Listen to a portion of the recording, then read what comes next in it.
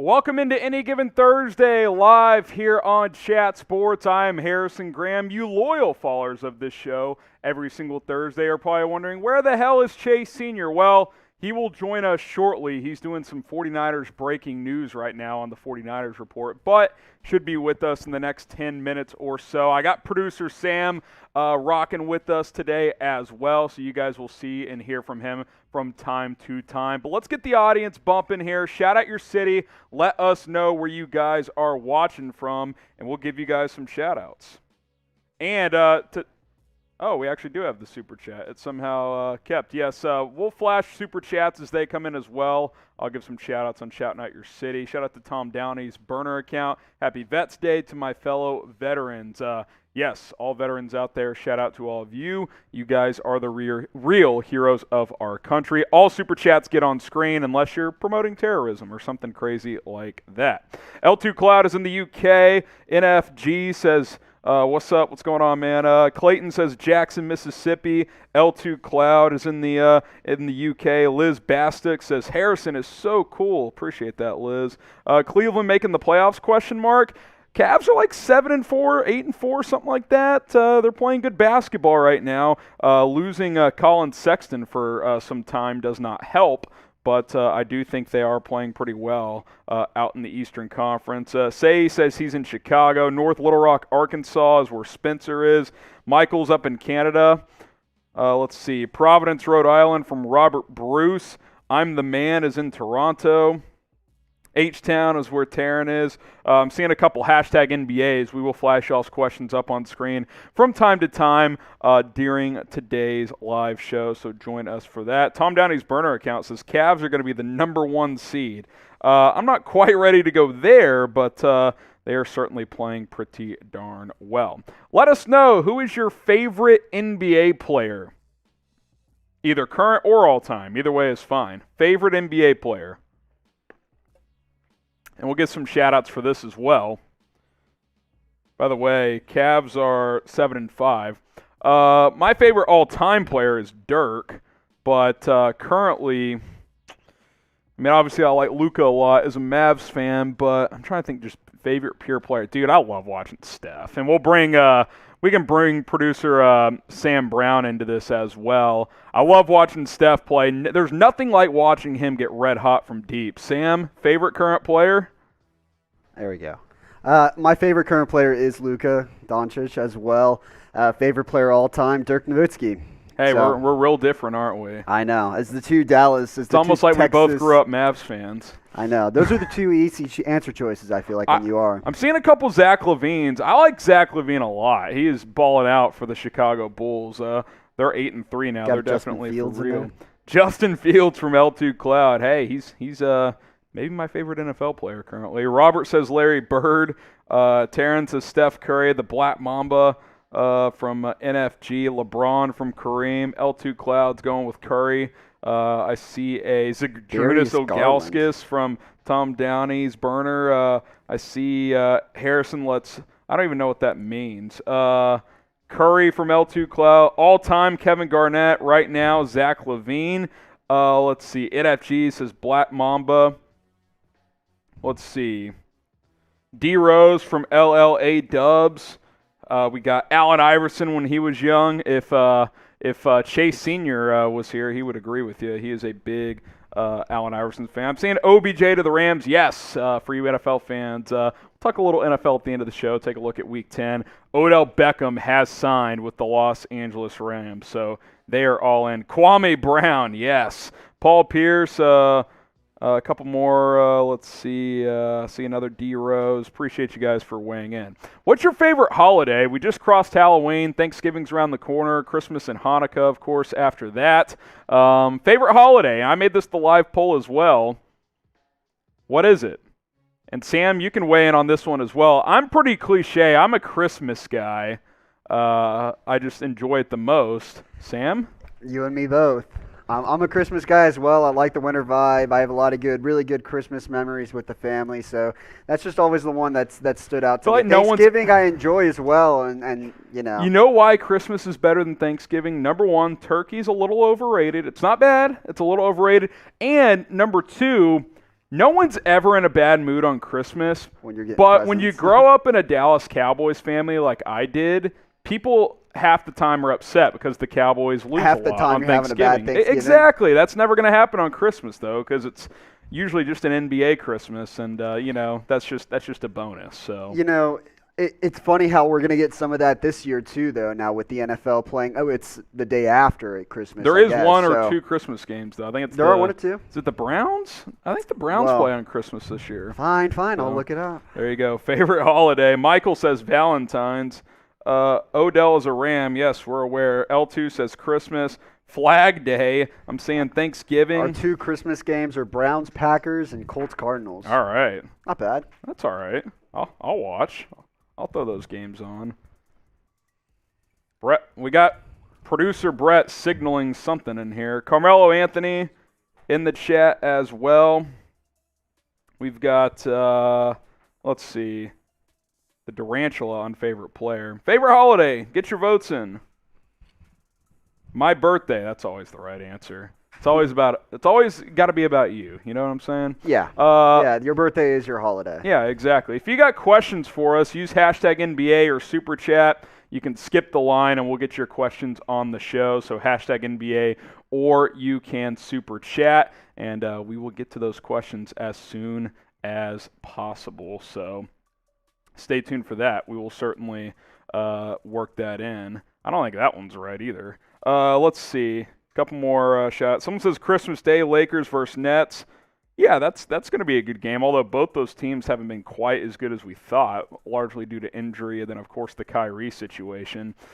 We've got a couple hashtag NBAs coming in here as well. I think our boy, or our bull, as he would call himself, Chase Sr., is ready to go. Chase, we got you? I'm here. Ready? I am here. Doing a little mic check on the fly here. If there's one thing I know, we always say we're built different, as evidenced by what just happened over the last 20, 30 minutes. Yes. We are just built different. Had some breaking news on 49ers, had to pump out a video in the span of, 20, 25 minutes. That's what we do. Did you think that I was going to come back before the first segment? I didn't have many doubts. Did you have hope? No. Did you have any doubts? I didn't have many doubts. No, not many doubts. I literally told Chase, he was like, I guess I'm just going to have to let this news go. I'm like, you want to do the video. Yeah. Just go do the video. Get that confetti popping. Yeah, so, and we did it. So if you're ready for the real show to start, because you're here right on time, type me. Get a couple shout-outs, Chase. I got to get this fan fixed down let me here. just get in order over here. This is a crazy business. Sometimes breaking news happens in the most inopportune times, and when that does happen, we just roll with the punches. You got to tell yourself you're built different, and then get it done. I've got it pulled up. Yeah, I can get some. That's why we say we're content daddies. Yes, exactly. The content gods over here. Says me, Marquise L2. We got a $2 super too. Who sent that one out? Yeah, Tom Downey's burner account. He said Happy Veterans Day, which of course, shout out to all the vets out there. Y'all are real heroes of this country. Liz says me. Chase says me. Michael says me.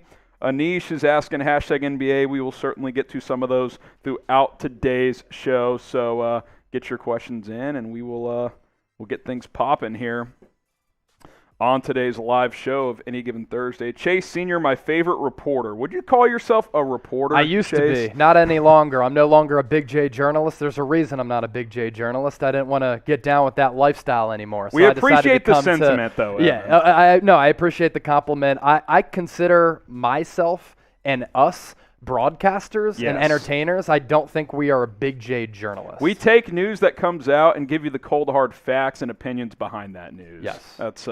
That's what we're all about. Like Chase said, we're content daddies. All right, here we go. Lots of NBA on today's show. We'll also take a look at 10 candidates that could replace Dan Mullen at Florida. He is on the hot seat. And, of course, we will end today's show with NFL Week 10 picks against the spread. Plus, a special guest will hop on later on in the show, so stay tuned for that.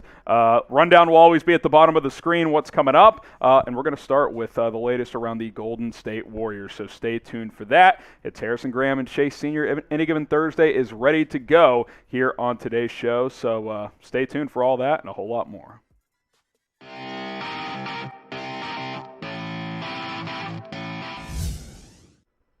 You're watching Any Given Thursday by Chat Sports. Harrison Graham and Chase Sr. rolling along with you on a Thursday like we always do. Chase, the Golden State Warriors just keep on rolling, baby. And we know you guys like watching our Warriors videos. So let's get into the latest. Let's first start with the injury around Draymond Green after their win on Wednesday night. Yeah, so Green left the Warriors win last night over the Minnesota Timberwolves early with a thigh contusion. According to Steve Kerr after the game, he's going to be questionable for Golden State's game on Friday night against the Chicago Bulls, a Bulls team that's actually really gotten off to a nice and pleasant start after they were so busy in NBA free agency. And the Warriors, if Draymond Green is out for an extended period of time and the organization doesn't believe that he's going to be out for a long time, are going to miss him on both ends of the floor. I know a lot of people like to throw shade and make fun of him for basically not being an offensive threat any longer, but he has such an all-around game that Golden State really relies on. This year he's averaging a little less than 8 points per game, a little more than 8 rebounds, and he's always been a very good passer in the low post as well as the high post. But Harrison, I think the area in which Golden State could miss Draymond the most is on the defensive end of the floor, because on that end of the floor, he's still one of the premier players across the entire NBA, a guy who is always going to be in the mix for Defensive Player of the Year, a guy who's going to be a first team, second team, or third team all-defender, and this year he's been a big component for that Warriors team who has the top-ranked defense in the NBA, Harrison. Yeah, and a stat that just emerged earlier today was the top 10 defenders based on opponent field goal percentage, and Draymond's in the top 10, like he always is. So that certainly hurts if he misses some games here, especially against a team like the Bulls who have, 4, 5, 6 legitimate offensive threats. The emergence of Lonzo Ball this year, shooting the basketball, has been impressive as well. So that'll certainly be a fun game on Friday night, and if he is out, he will certainly be missed for that one. But Golden State coming off that 123-110 win in which Draymond got banged up in. Andrew Wiggins, he had a big game. We'll talk about him as well. Steph Curry stayed hot. You mentioned Wiggins in fuego. How about 14 of 19, started 9 for 9 in the first half, ended up with 35 points. This obviously isn't going to be the norm for him, but the fact that your third or fourth best player can go off and give you 35 really shows the potential and how special this team can actually be this year. This is why I continue to say that this Warriors team and the semblance of this roster reminds me of some of those teams that went to 5 straight NBA Finals, because of course they hit you with that star power led by Steph Curry, Klay Thompson, and Draymond Green. But Harrison, I thought it was the depth pieces on those rosters that really made those teams impressive. And on any given night, you're looking at a Warriors roster who could have a couple of different players going off. For Andrew Wiggins to step up, and he's gotten off to a somewhat of a slow start, but I accept no Andrew Wiggins slander, because I think while he might be overpaid, he's underrated, and he's such a great defender. On any given night, he can go off too. I mean, 35 points on 14 and 19 shooting, 3 of 6 from deep, 2 steals. That goes to show you how good he is defensively, and it was a couple of the poster dunks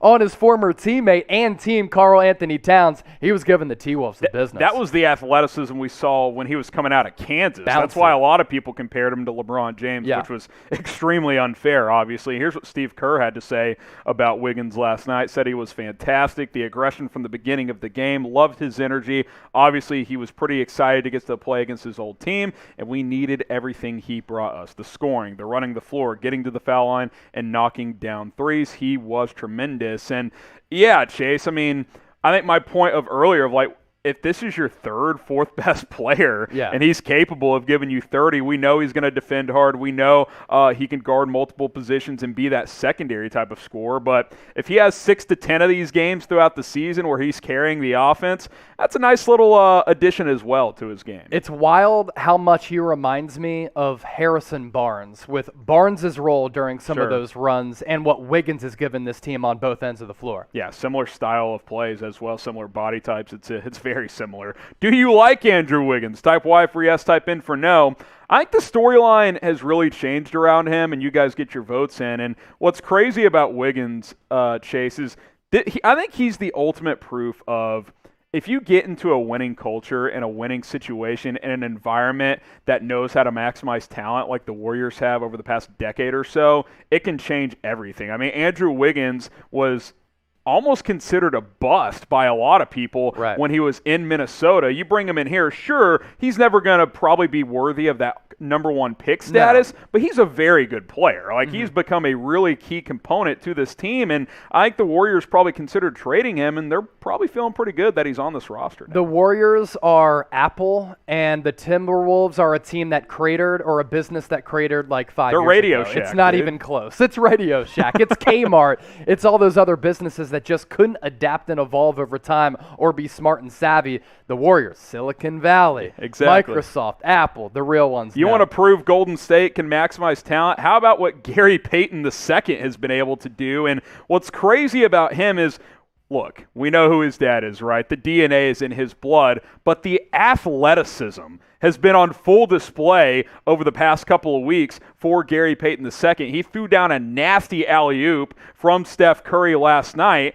And this kid's fun to watch, man. He's providing energy and a great defensive play off this bench, and from time to time, he's able to score as well. It's crazy that the 15th roster spot came down to him and Avery Bradley, and he was let go by this organization at first.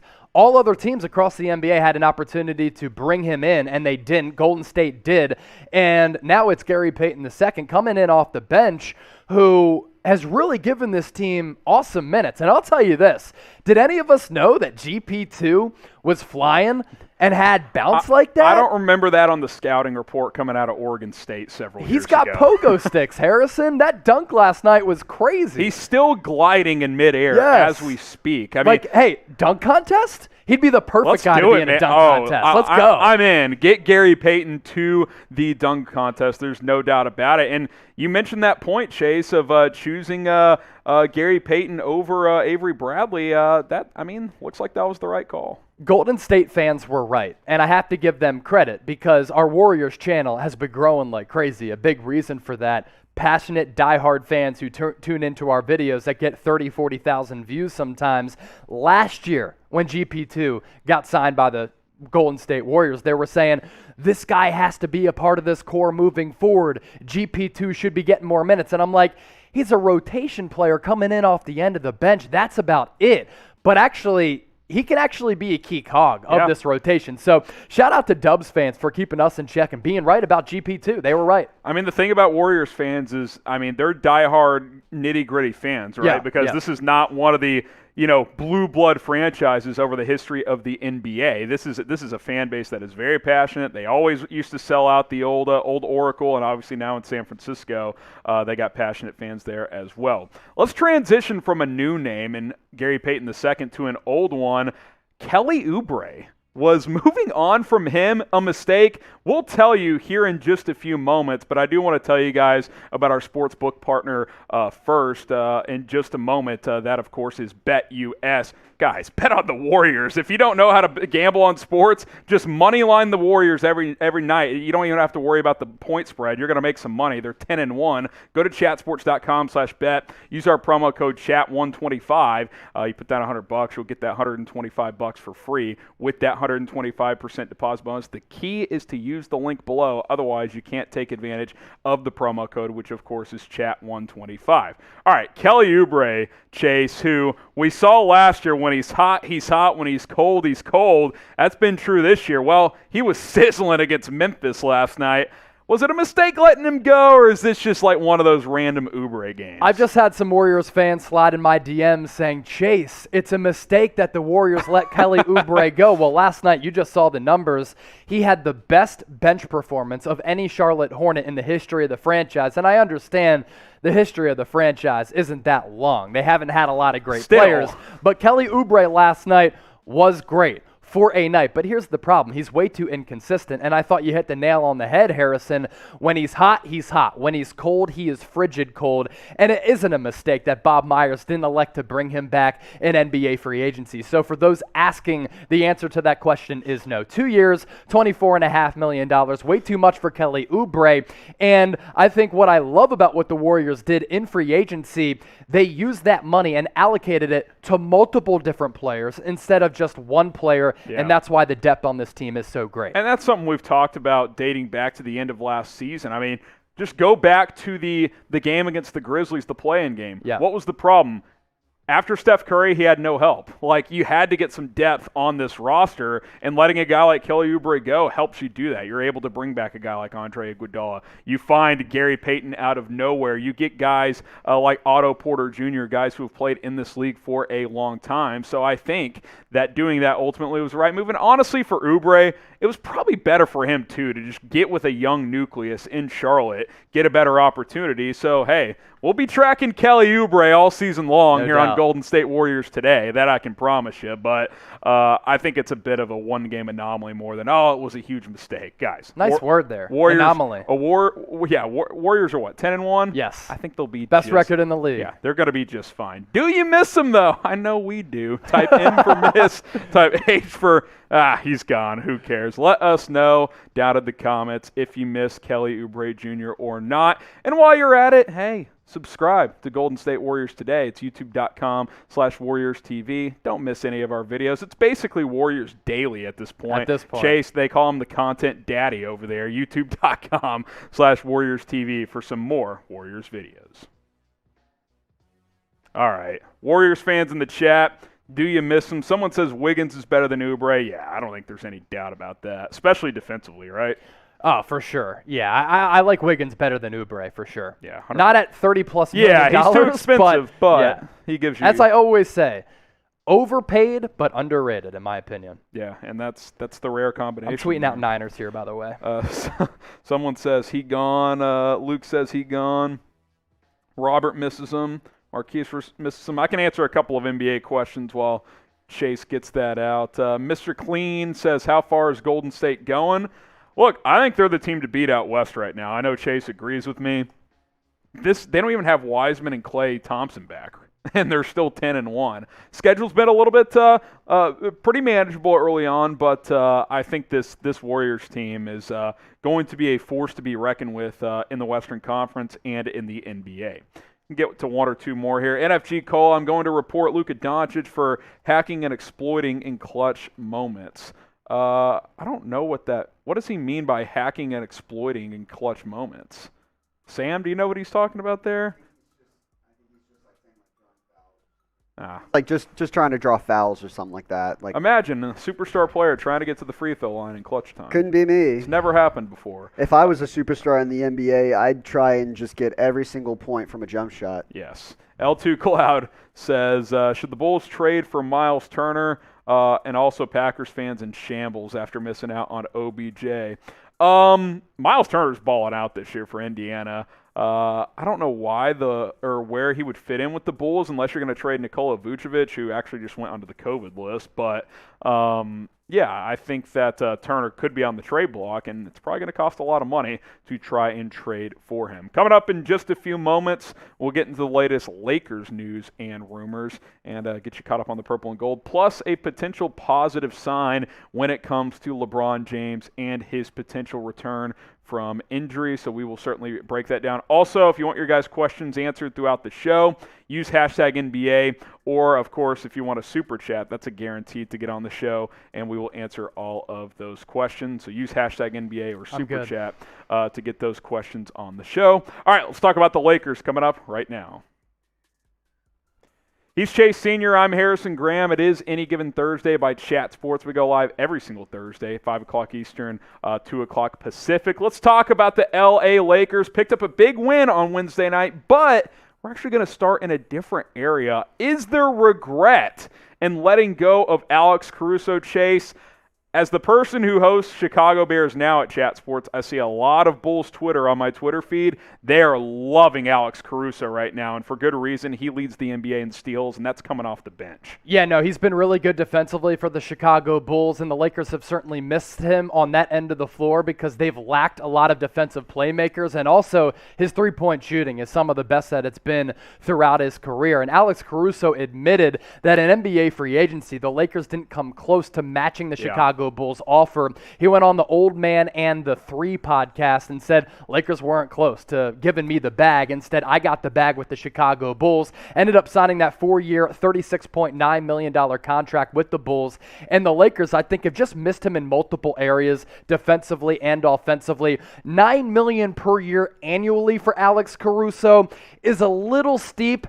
if you look at it from a couple of different angles, but there's no question I think Los Angeles could use him instead of some of the older players who are on that team right now. The thing about Caruso is you can't measure a lot of the stuff he does. I mean, He's just such a scrappy player. I mean, he's kind of like Marcus Smart light, if you will. Like, that's not a bad point. He just does a lot of the glue stuff and takes less reckless shots than Marcus Smart. Yeah, exactly. I mean, 41% from three this year. He's definitely been better than Smart this year, and that's in a reserve role for Chicago. And I do think that the Lakers are missing some of that energy. Here's what Caruso had to say on the pod, saying, quote, "So going into it, I didn't really know what to expect, and I really didn't hear much from any team, including the Lakers, leading up to the 6 o'clock opening of free agency. Then they called, and the Lakers made their offer. It wasn't an offer I was going to accept because I was going to be able to get considerably more money from another team." The report I've read, Chase, as we cook up this heater graphic from producer Sam Brown, is that I read he got offered 2 years, $15 million.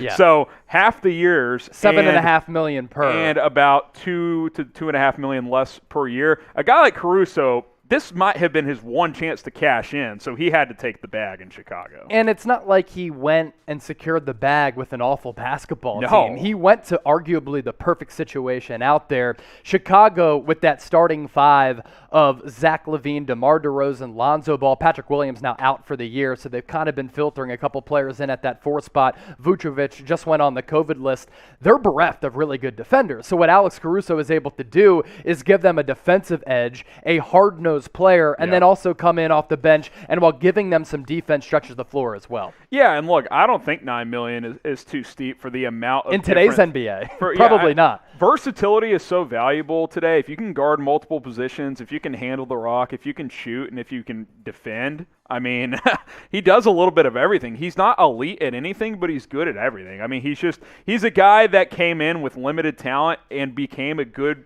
NBA player because of hard work. I mean, it's as simple as that. And I think that is a potential miss by the Lakers. I mean, certainly that they have a lot of depth with what LA has done, but you can't really replace what he's been able to do in Chicago. Now, Austin Reeves, who we'll talk about in a little bit, is kind of a similar player to a guy like Alex Caruso, but Caruso's been doing this for a few years now, whereas you can't expect Reeves to come in and replace him by himself. You're asking too much. Right, and there's no way that the Lakers made that decision to let Caruso go and not pay him because they knew what they had in Austin Reeves. They lucked into that. They didn't know about Austin Reeves at the time when Caruso had signed with Chicago. Was it a mistake to not re-sign him? Type M for mistake, type G for nah, we're Gucci, we're fine. I don't know, man. I think they're missing Caruso. I know LeBron, when he and LeBron played together, their plus-minus was just ridiculous. It was good, over the last 2 seasons. So big component of that championship team as well. No doubt about it. So let us know what you guys think in the comments. Speaking of Reeves, he got a little banged up. What's going on with him, Chase? Yeah, so he's going to miss at least 2 weeks with a strained left hamstring. Yeah. Of course, those injuries, soft tissue injuries, they're problematic because they can linger for a long time, especially if you try to come back a little bit too soon. Lakers going to be cautious with this. He's really carved out a serious role with this team, at least before he got hurt, earning some really good rotation minutes with his ability to kind of do what Alex Caruso did. Play defense, knock down some threes. In his place, you're going to see a little bit more Malik Monk, who in that game last night against the Miami Heat was good. He was unconscious. He was on fire, 27 points on 10 of 13 shooting. And I have to give credit where credit is due. Russell Westbrook at the end of that game was pretty solid outside of that shot at the end of regulation, which was just pitiful, but he did make 2 big buckets down the stretch for LA. But with Austin Reeves, they lose a nice little rotation player, obviously without LeBron James as well for the foreseeable future. Look, other than not getting enough of that LA sun, Austin Reeves has been a great fit with the Lakers. Hit the beach on the off days, Austin, and him and Jack, right? You'll fit in just fine. Let's shift to LeBron now, who's also banged up. So the report that came out earlier this week, I'll put report loosely, was that he could miss 1 to 2 months. Brian Windhorst of ESPN, Chase, suggests otherwise. We'll explore that a little bit further here. But, hey, you guys want to make some money? Follow these steps. BetUS. Go to chatsports.com/bet. Use the promo code chat125. That's chat125 when you go to chatsports.com/bet. You can bet on who's going to win the NBA championship. You can bet on individual Laker games and a whole lot more. Chatsports.com/bet. Use our promo code chat125. Here's Windhorst on LeBron saying, quote, yeah, this is not a severe injury. He's rehabbing this, and from what I have been told, the rehab is going well. He may have to do some reconditioning a little bit, but this is not going to keep him out an extended period. This is not something that is going to dramatically impact his ability, and it's coming at a portion of the schedule with the Lakers where it's not that difficult. They haven't done great, I agree, but this is a time where if you're going to nurse an injury, this is that time of the season, and that is what LeBron is doing. Obviously, this is a sigh of relief for Lakers fans who 3 days ago were like, he could be out 2 months. Yeah. It's not going to be that long. Yeah, and look, when it comes down to some of these soft tissue injuries, as I had mentioned, the complexity of it can be pretty deep. And it was a former Lakers strength and conditioning coach saying, look, LeBron James is basically the bionic man. He's indestructible, or at least has been throughout the majority of his career. That's part of his greatness. And there is a chance that he could miss 4 weeks, maybe even 8 weeks to put his timeline out for a month or two. So that's what we had passed along. Also, it is an abdomen injury. I think I might have said the other day it's a groin, but it's all in that general same area. Again, that goes to show you the complexity of it. I was not touching my big balls there, but yeah, no, that's what's going down with LeBron James. And I'll tell you this, Harrison, with how valuable LeBron is and how they've looked without him on the floor, the Lakers are probably like, my goodness, we really dodged a bullet. Phew, he's not going to be out for an extended period of time. I'm going to take what Brian Windhorst said with a little bit of stock. Of course, he has been closely tied to LeBron ever since he was at St. Vincent St. Mary in high school. Well, and before we get to this question, I still think it is critical. Him and Russ and AD have to play as many games together as possible. They just do. You got to get these three guys on the court as much as you can. You can't just show up come playoff time and have played 10 games together. I don't think this team is good enough to just sneak into the playoffs, have very few live reps together with your three stars, and just run through the Western Conference. You're seeing how Golden State is playing. You're seeing a Denver team that is still a force to be reckoned with and should get Jamal Murray back. There are too many good teams out there for LA to just think they can kick rocks, sneak into the playoffs, and, LeBron, Russell Westbrook, and AD can just put it all together come playoff time. I think they all have vastly different games that you need to overlap as much as you can during the regular season to get those live reps.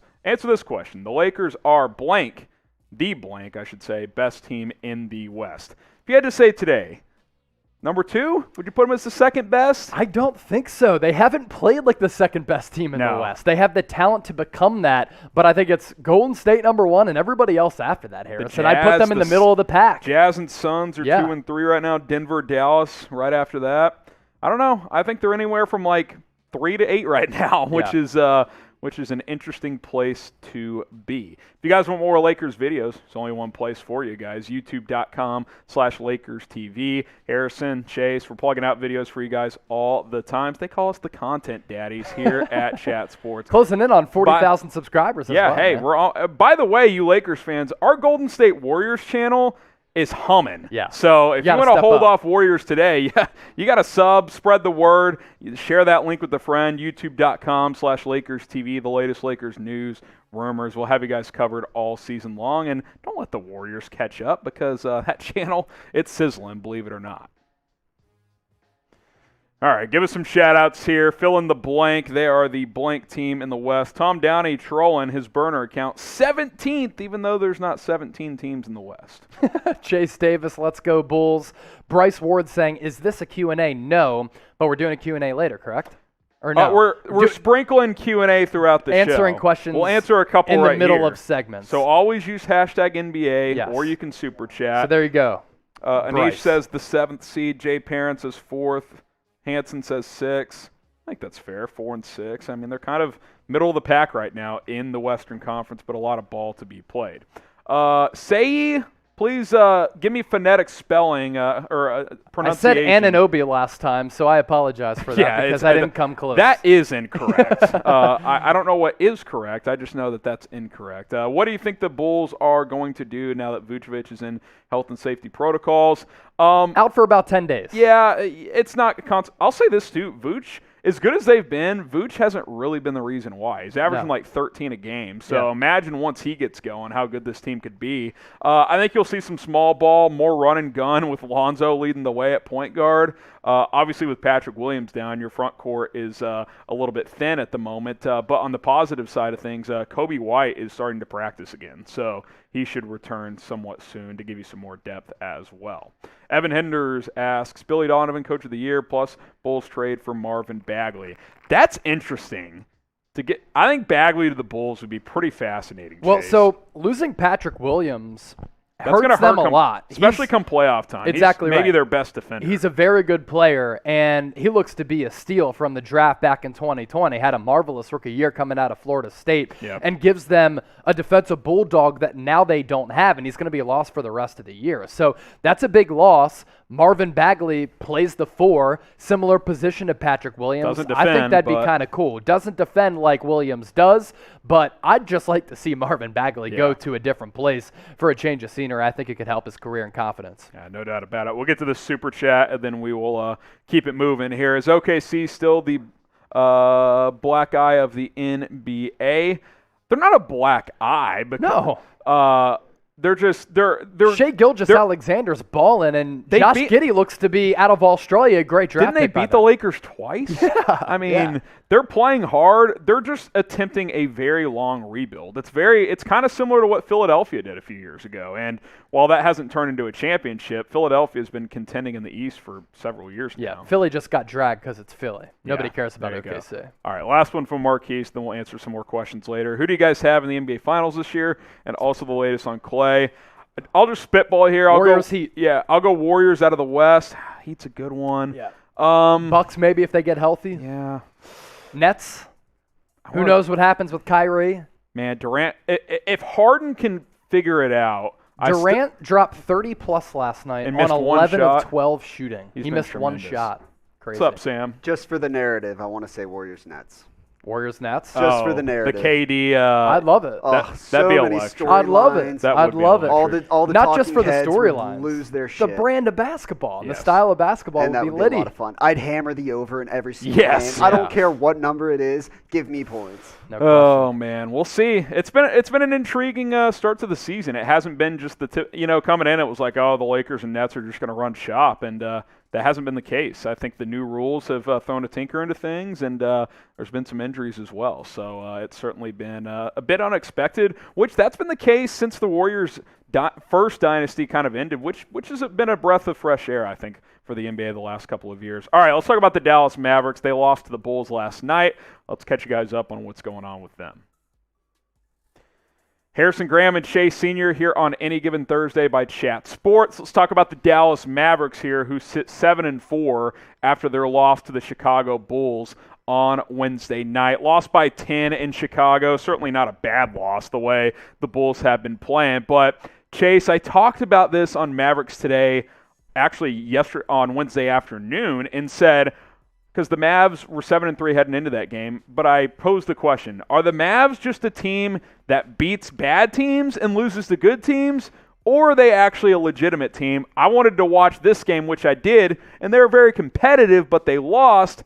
I don't know how to feel about this team. I still think it's too early to determine if this is a real contender or not. Well, I think throughout the first couple of weeks of the regular season, they have been one of those teams that beats up on the bad squads and then loses to some of the quality teams. Yep. Now, here's the deal with how that kind of constructs in the NBA. If you're one of those clubs who is about mediocre in terms of talent, you're going to be able to win a lot of basketball games. So I still think Dallas can win anywhere between 40 and 50 games because they have one of the best players in Luka Doncic, who we'll talk about here in just a bit. But as of right now, a little bit concerned, and I was concerned going into the season about how they match up against some of the premier squads. Yeah, this feels kind of like a 5 seed to me in the West, where like they'll win 90% of the games against inferior talent, and they'll win 25% of the games against the true contenders, and that'll probably add up to about 47 wins or something like that at the end of the day. Let's talk about Luka here.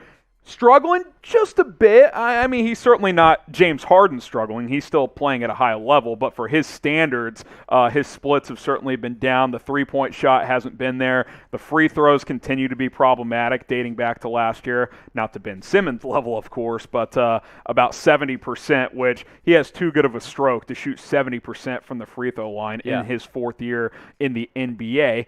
Again, Chase, he hasn't been bad, but you look at the numbers here, under 44% from the floor. 43.3 isn't bad, but it's not great. 28.6 from three last year. He elevated that to 35. I think the hope was to get that up to 37 or 38 this year. He's about 10% below that. The three-point shot has always been hot and cold for him, but it's been cold all season.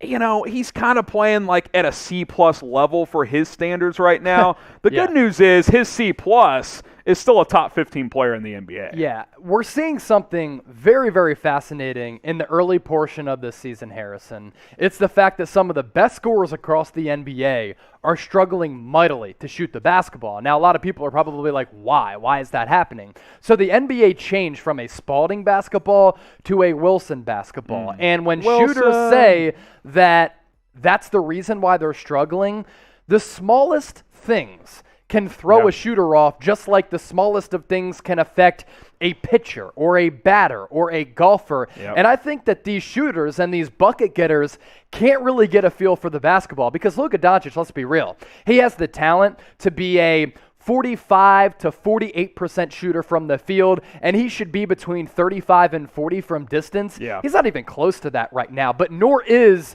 Bradley Beal, Damian Lillard, even Steph Curry's numbers are down significantly as well. I think once they get used to the basketball, maybe these shooting numbers are going to improve. So I'm not quite hitting the panic button just yet. The good news for Luka is his splits aren't off a cliff compared to some of these other guys. I mean, Beal and Lillard have been bad. Bad. Yeah, Beal's under 40 from the field and 26 from three. I mean, it's been absolutely abysmal. Honestly, might be worse than that. Jason Tatum hasn't shot the ball that well either this year. I'm not worried. I think he's going to be fine. The good news is, he's still playing at a plus level overall. He just hasn't been, the MVP favorite that Vegas told us he was coming into this season. Get your votes in. W for worried, F for fine. I'm not worried about Luka Doncic. I'm more worried overall about the Mavericks' offensive flow. The defense has been much better under Jason Kidd, is the offense going to get at least close-ish to the Rick Carlisle level? Because I think you knew when you made a coaching change, Jason Kidd was a part of this Lakers staff the last couple of years that was top three defensively the last couple of years. So you figured that side of the floor would be much better. But the offense has fallen pretty far compared to what we've seen with Rick Carlisle. Now, it's the law of averages, right? I mean, if you're a better defensive team, chances are you're going to be a worse offensive team. It's hard to be a run and gun, let's score 115 points a game and still lock down on defense. But I don't think the expectation was for the offense to be, bottom 12 to 13 in the NBA.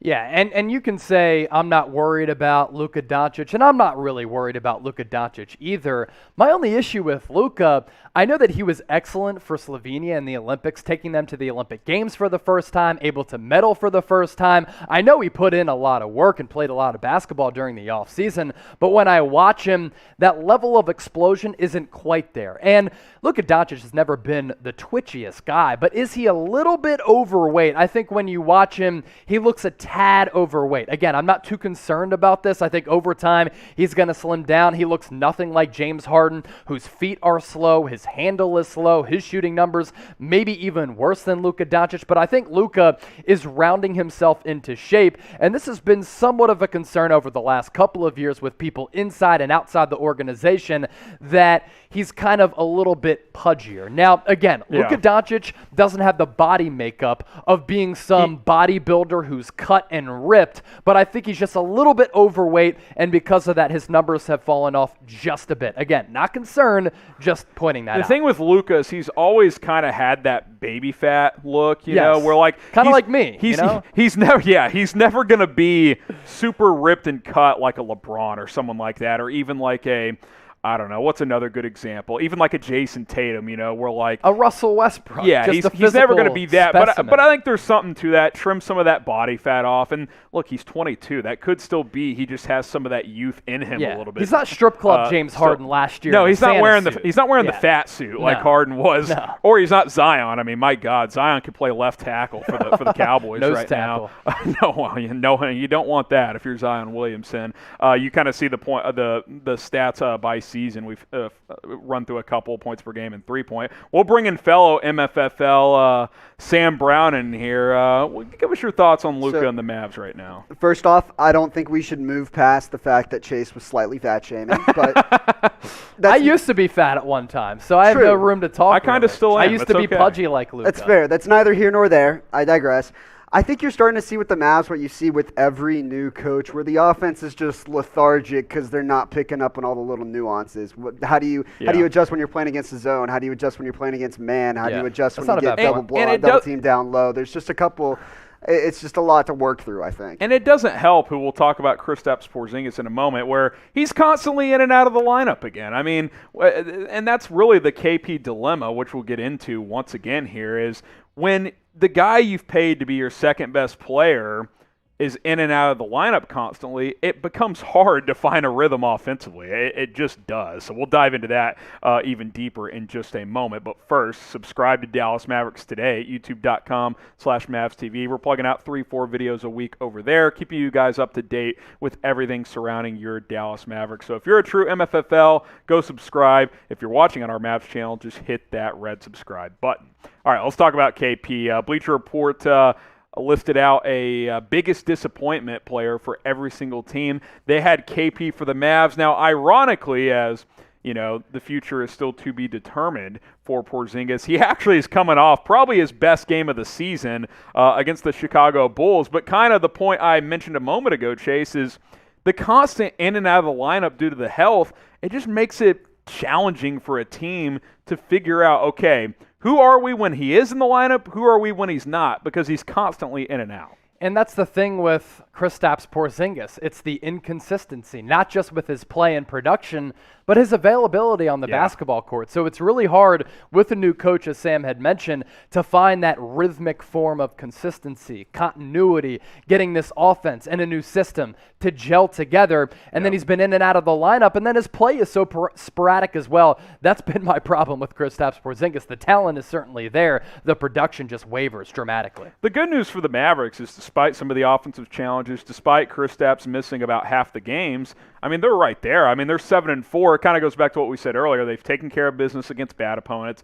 They haven't fared as well against good opponents. But, hey, you take care of business in those games you should win. You're going to be well above 500 at the end of the year. You kind of look all the way down at 8. I mean, there are a couple of games ahead of Memphis, Sacramento, et cetera. So they're in a good spot in a very deep, once again, Western Conference. Coming up, though, it definitely kicks into gear at San Antonio. Denver comes to the American Airlines Center. 2 road games back-to-back there against Phoenix, at the Clippers. We know Luka is the Clippers' daddy, but still, that's going to be a tough road game. Yeah, you look coming up, some more opportunities, Chase, for Dallas to try and, win some of these 50-50 type of games against these tougher opponents. Yeah, and that goes back to my original point of just being able to stack wins. This is going to be a Dallas Mavericks squad that's going to get into the playoffs. They should be one of the top 5 teams in the Western Conference, which isn't as deep as it's been in prior years because of a lot of different reasons, injuries being one of those reasons. And against some of the poor teams across the NBA, it's going to be the Mavericks because of Luka being one of the best players in the league who are going to be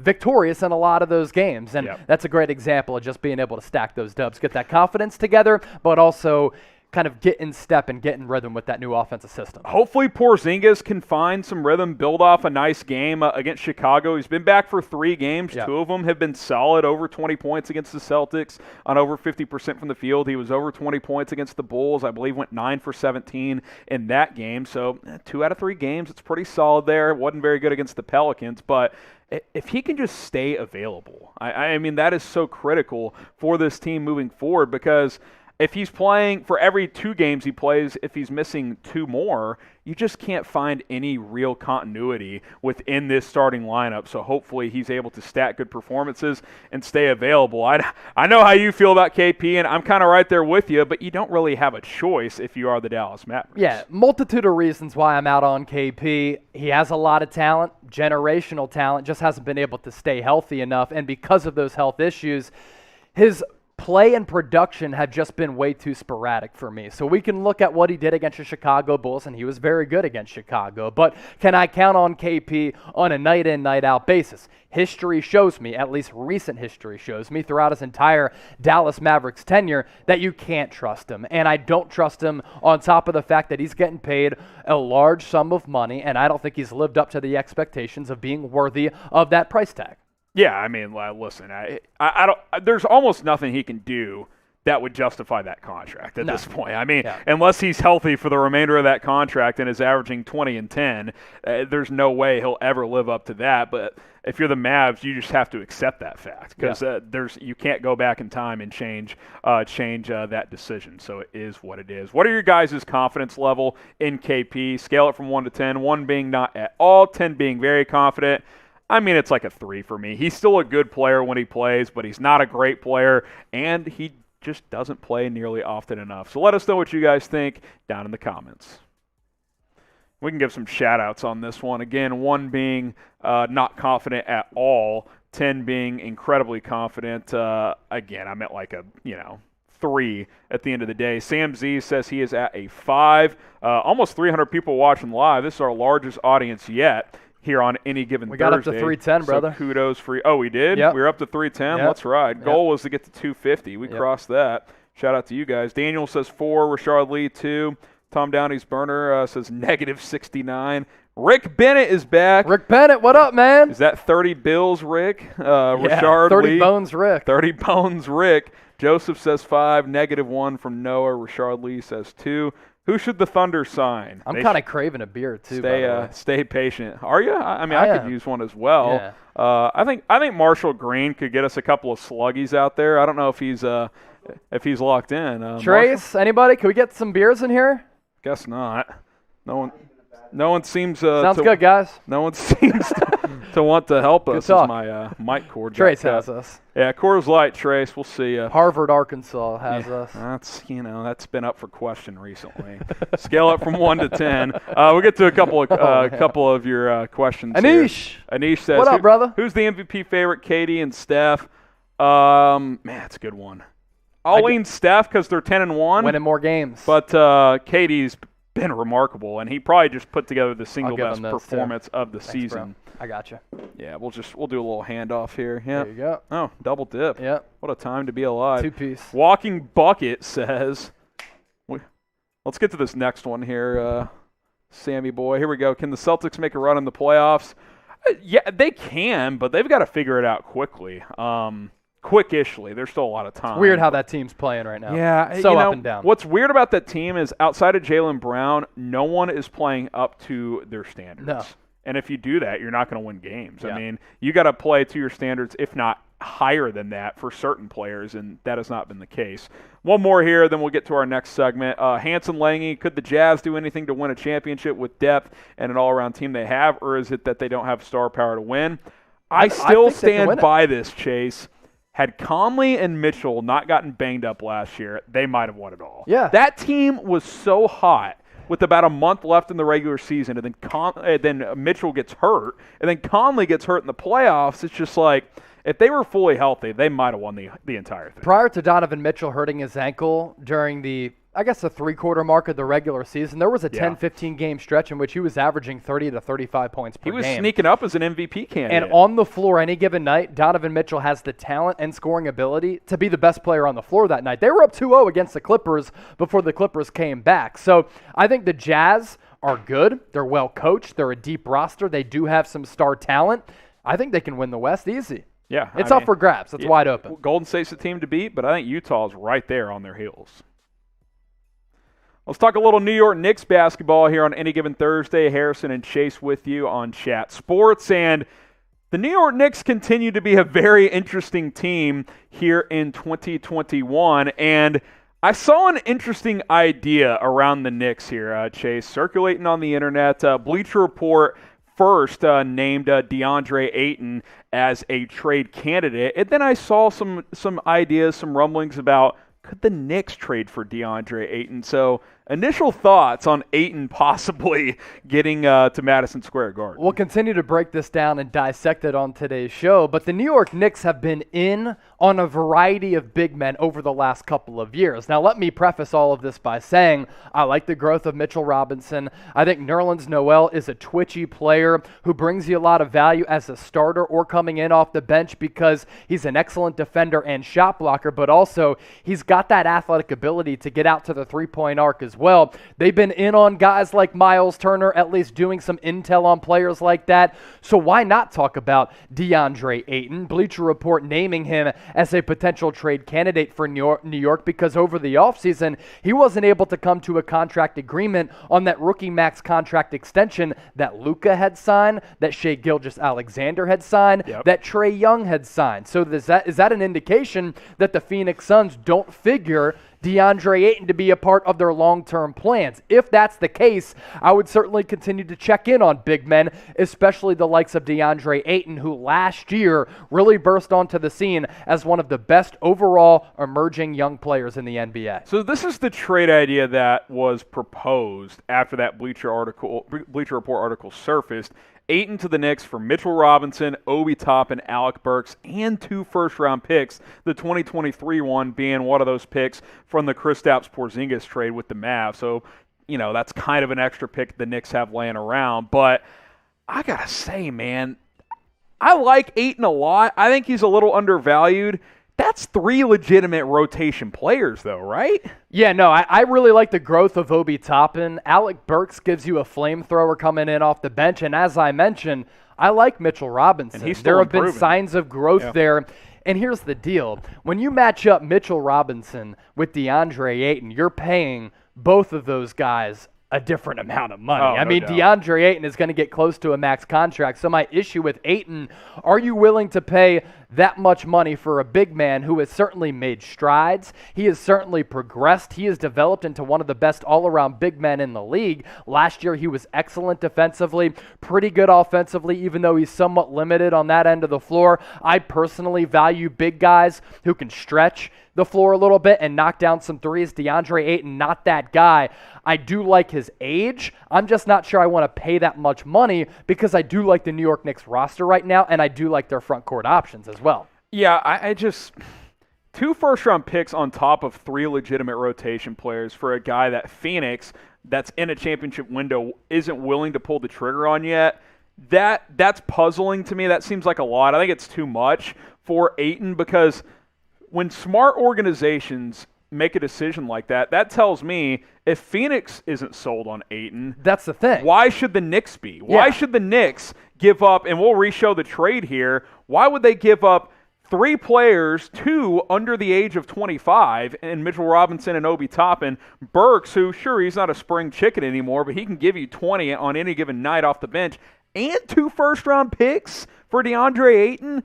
That feels rich to me. I would hesitate if it was the 3 players in just 1 first-round pick. There's no way I'm doing it for that full entire package. Like, if it was Robinson and Burks in 1 pick, okay, that's different. But you're going to throw Toppin in there as well and another first-round pick?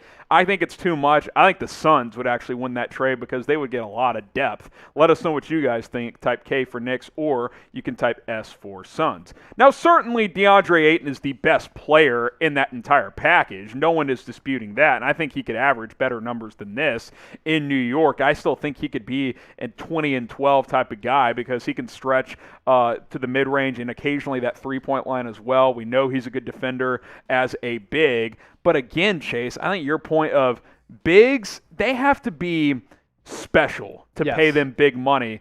Ayton's really good. He's not special, though. He's not Jokic with his creative ability as a passer and a three-point shooter. He's not Embiid when healthy, is probably the most dominant force in the NBA. He's not an Anthony Davis. Yeah, he's a really solid player, but but that doesn't translate in 2021 as bigs, not to $150 million. Now, here's how I might be in on it. If DeAndre Ayton is willing to settle for a deal kind of like what John Collins had signed with the Atlanta Hawks. Sure. I thought Collins was going to get close to or a max contract.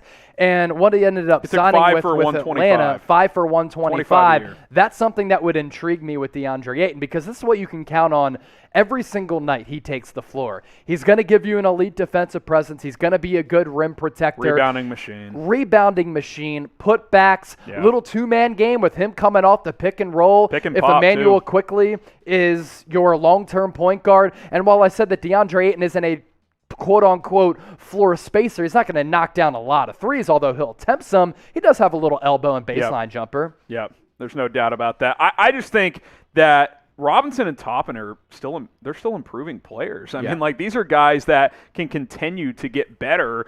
Ayton obviously can as well, but I think the Knicks have shown this year, Chase, that volume is a good recipe if you can't get superstars, and Ayton's not a superstar. Like, would I trade that package for a Damian Lillard or maybe even a Bradley Beal or someone like that, a Jason Tatum if he somehow became available? Absolutely.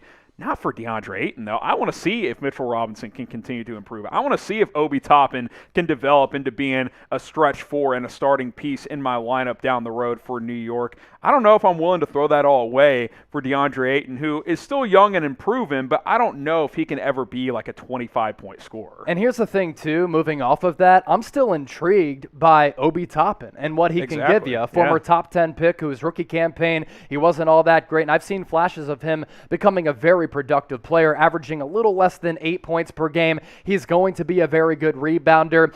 We're recording this on Thursday during Any Given Thursday as we go live on our main Chat Sports YouTube channel on a weekly basis. That's why you subscribe and join us, youtube.com/chatsportstv. But last night on Wednesday night, it was Obi Toppin rocking the rim in that comeback effort against the Milwaukee Bucks that had MSG absolutely popping. And the athletic intangibles, the athletic qualities that Obi Toppin has is why he went top 10 coming out of Dayton. The former New Yorker, I think he has a lot of growth still left to kind of expand his game just a bit.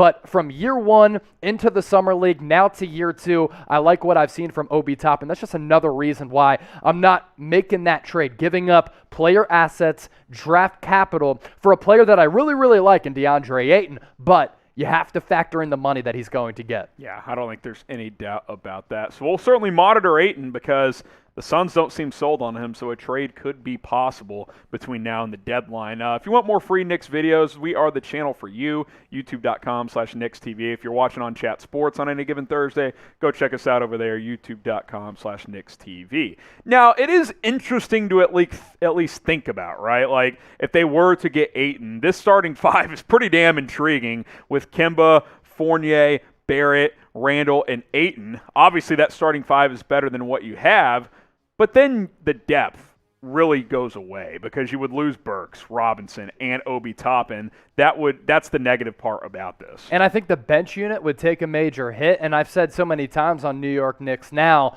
that one of the reasons why I like this Knicks roster as compared to years past is not only have they changed their offensive style, they're running and gunning more, playing with a faster pace, taking many more threes. I like the depth, and I like how on a nightly game-in, game-out basis, they have a multitude of players who can hurt you any given night. And that's the starting five, that's the bench unit. I mean, Tom Thibodeau in the fourth quarter in that game against the Bucks had benched his entire starting five, and it was really the rotation players who were able to bring them back in the game to have the lid popping off at MSG. And when you make a trade like that, people get so excited about it because you get star power back, but the underrated aspect that kind of hurts you and depletes you is losing some of those rotation players. Yeah, there's no doubt about it. So maybe you don't want Ayton, but maybe there's a player you do want, and let us know. Name a player the Knicks should trade for, and let's hear about it in the comment section. We'll certainly have you guys covered with the latest trade rumors around the New York Knicks because still got a couple of months to go before the NBA trade deadline. So let us know down in the comments who the Knicks should trade for over the next couple of months, and don't forget to subscribe. It's youtube.com/KnicksTV. All right. If you could trade for one player to get to the Knicks, who would it be? Man, I was so into the thought of Kyle Lowry. I think that, this was last year, obviously. I wanted them to either trade for him or go after him in free agency. Right now, if you can make a trade, it's so funny. We get done talking about just depleting your bench unit. If you had to deplete the bench unit to bring in Damian Lillard. Yeah, that's different because he's a superstar. Yeah, he's a superstar player. Ayton's not a superstar. Not a superstar. Yeah. No. Close to maybe becoming one, but not a superstar. I'm the man saying De'Aaron Fox. I think that'd be really intriguing. I just don't think that Kemba Walker has enough pop at the point guard position. He's just not physically the same player. Yeah, I mean, he's definitely an upgrade from what they've had as their starting point guard, but he's obviously past peak Kemba. I mean, there's the knees are an issue. He just can't. The explosiveness is gone. The step back crossover isn't what it was. But yeah, I mean, if you could get a guy like Dame in there, I mean, I'm emptying the bucket to watch Damian Lillard in the Garden. There's no doubt about that. A couple of questions here. Chase Wyman says, "Do you think the Heat can win Sixth Man of the Year, Defensive Player of the Year, and MVP?" So MVP would be Jimmy Butler, who's been tremendous. Sixth Man of the Year, Tyler Hero. Is Bam Adebayo who they're talking about for DPOY? Yeah, there, Chase? Yeah. I mean, you don't see a guard win Defensive Player of the Year like a point guard, but Kyle Lowry is an elite defender. Sure. I think it'd be Bam Adebayo. Yeah. I think that's who Chase is probably talking about there. Listen, the Heat are the opposite of the Celtics. They're getting their lineup is maximizing, right? Mm-hmm. Like Hero's having his best year. Butler's having a great year. Adebayo's having a great year. Whereas the Celtics, it's like their guys are all playing below standards this year. So the Miami Heat are red hot right now. There's no doubt about it. Bryce Ward says, who's Rookie of the Year, Jalen Green or Cade? None. Yeah. You know who is? Who? Evan Mobley. Whew. Evan Mobley has been terrific for Cleveland. And I'm going to pop up the stats here. The Cavs are 7-5. Yeah, Evan Mobley, I had said it, and I'm actually pretty proud of myself for some of my draft analysis because it's been pretty spot on so far. I had said that Evan Mobley has the potential to be the best player in this draft class. I think he's been the best rookie. He's averaging 15 points per game, almost 8 rebounds, 2.5 assists, 1 steal, 1.5 blocks, and he's shooting 51% from the floor and 25% from 3 on less than 2 attempts from distance. And he plays good defense. Kudos to the Cavs, man. It's early, but they're looking good. And this is without Colin Sexton. It sucks that they lost Sexton. I feel like honestly, it might be better for them. Well, there have been so much talk about Garland, Sexton not gelling on the floor together. Right now, honestly, the people who said that, if they keep winning, I mean, it looks to be true. I think they're going to trade Sexton. Yeah. And that can get you some pieces back for a team that is surprising a lot of people so far this year. Dusty Rhodes says, who's y'all's favorite player? All time for me, it's Dirk. Allen Iverson for me. Yep.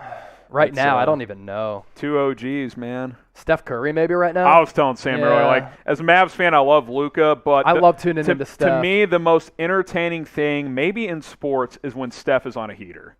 Because I'm there to agree with you. The creativity and just him pulling up at half court and you know it's going to go in, it's like there's nothing like it, man. Yeah. Like you just know that you could try every day for the rest of your life to just have one shooting span that he would have, like over a given night. And he does it 30 times a year. Yeah. I mean, it's crazy. I would chop off my arm to shoot 16 for 27.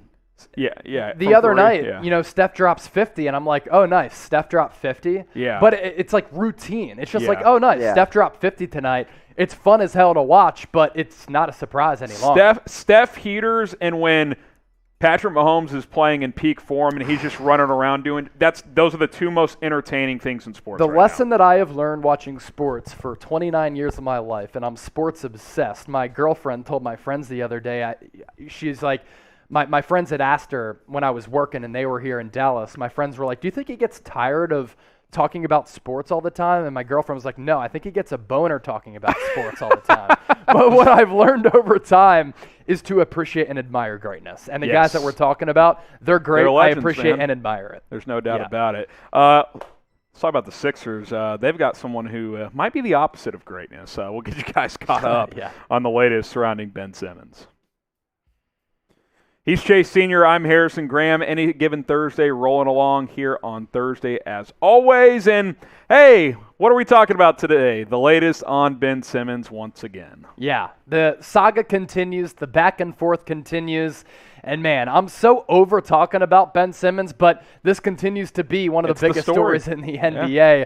Conflicting reports about whether or not he's been in contact with his teammates. I was listening to a podcast with Bill Simmons and Jackie McMullen. Bill Simmons had reported that he has heard that Simmons hasn't talked to some of his teammates. McMullen then followed up by saying Joel Embiid never wants to talk to him again, but guys like Danny Green, who are nice to everybody and worry about the culture, long-term veterans, Tobias Harris, who are easy to get along with, have been in contact with Ben Simmons. I wouldn't want to talk to the guy because I think he's a flake, and I want my friends to be real ones. I'm pro Embiid, by the way. Like, me too. I'm someone who lives my life with, like, I like to give everybody the benefit of the doubt. No doubt. I like second chances, but, like, Simmons has proven time and time again over about 6 months now that he's just a fraud. Yes. And I don't want anything to do with that when I'm running a professional franchise and a business. And if I'm Joel Embiid, I'm fighting my ass off through knee injuries night after night, and Ben Simmons is just nowhere to be found. I wouldn't want to talk to him either. I am pro Embiid on this stance. I get what Tobias Harris is trying to say, like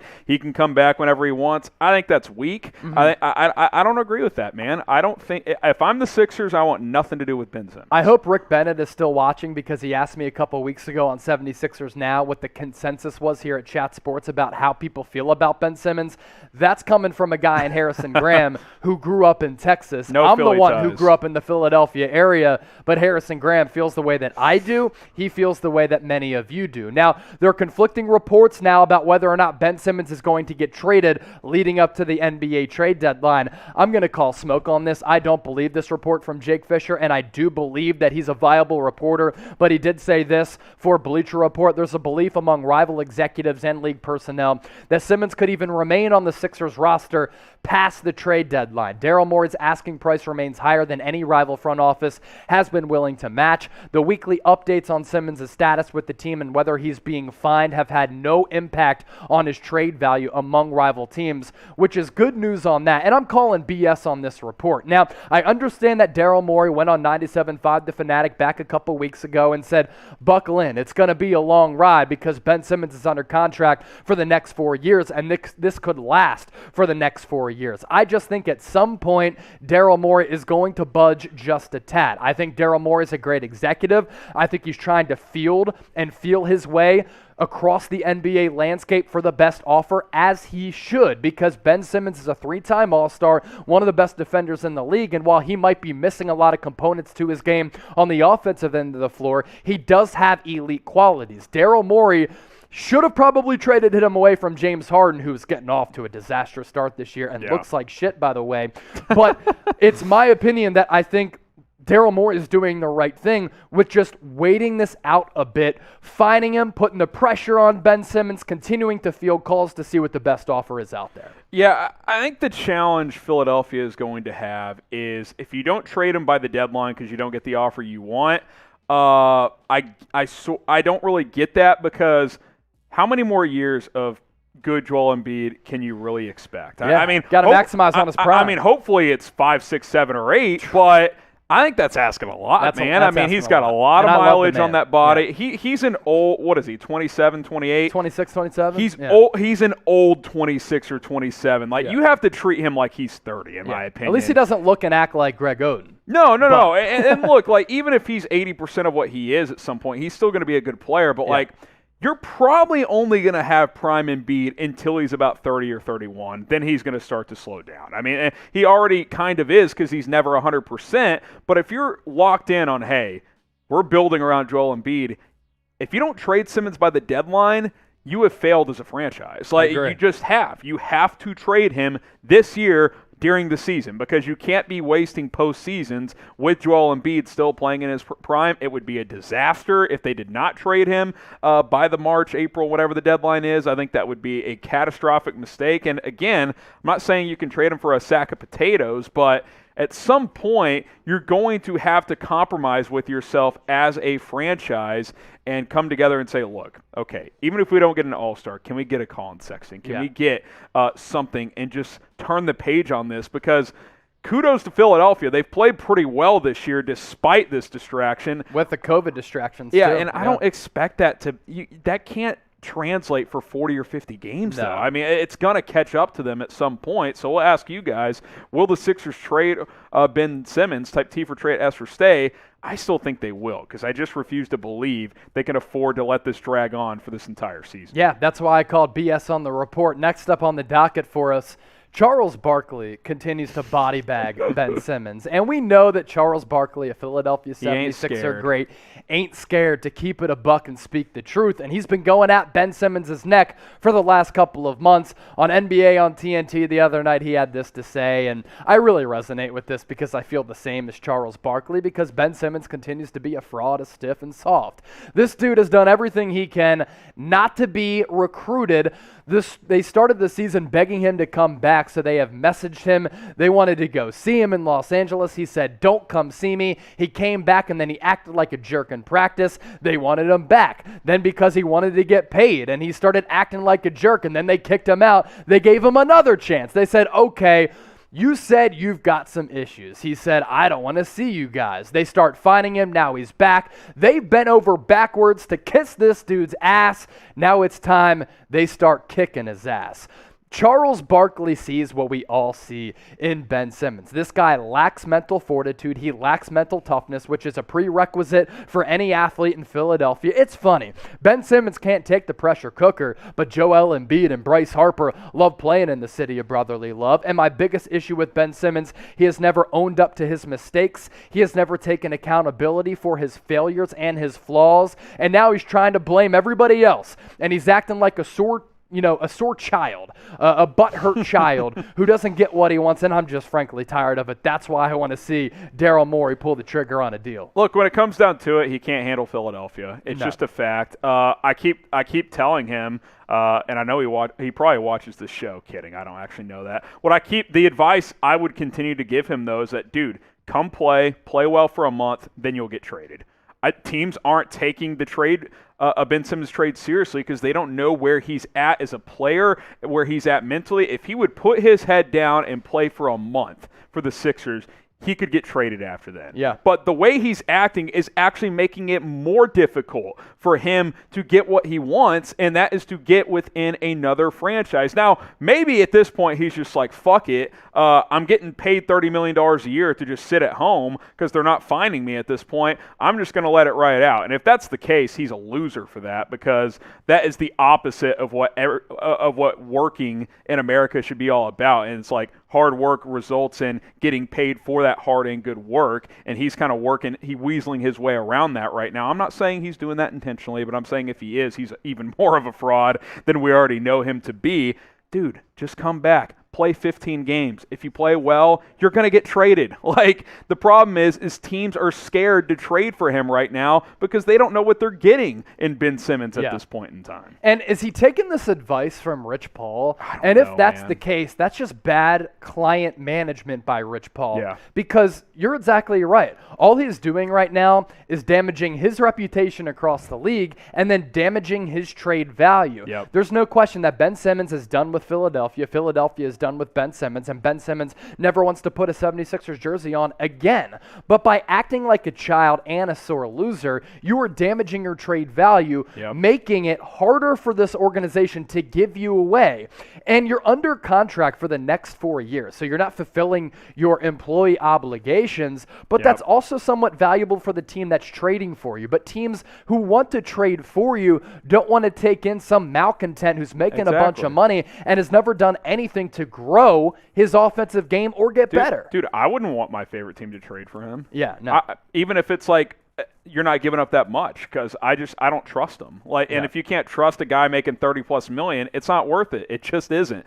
Fill in the blank. Don't cuss like I did. Ben Simmons is a blank. If you've watched this show enough, fraud, stiff, bum. Those all apply to filling in this sentence. Let us know. Fill in the blank. Just do not cuss. And while you're answering that, don't forget to subscribe to Philadelphia 76ers Now. Don't be a fraud, stiff, bum. Don't be like Ben Simmons. Subscribe. YouTube.com/76ers TV. Philly Bull Chase Sr. is going to have you guys covered. Got you. All right. Let's see what you guys are cooking up This is funny. Ben Simmons is a 76er. Yes, he is. Isaiah 6. Nice. Yes, he is. Rick Bennett. Ben Simmons is a diva. Someone says Young King. That fake news. MA3 Production said, "Fuck, I cuss, goddammit." Hi, Vase from L2 Clouds. L2 Clouds. He corrected it. Dusty says bomb. Hi. There you go. What's going on? L2's a loyal Bears Now watcher. Ben Simmons is an Australian from Jay Perron. That is also a factual statement. See, this is my point.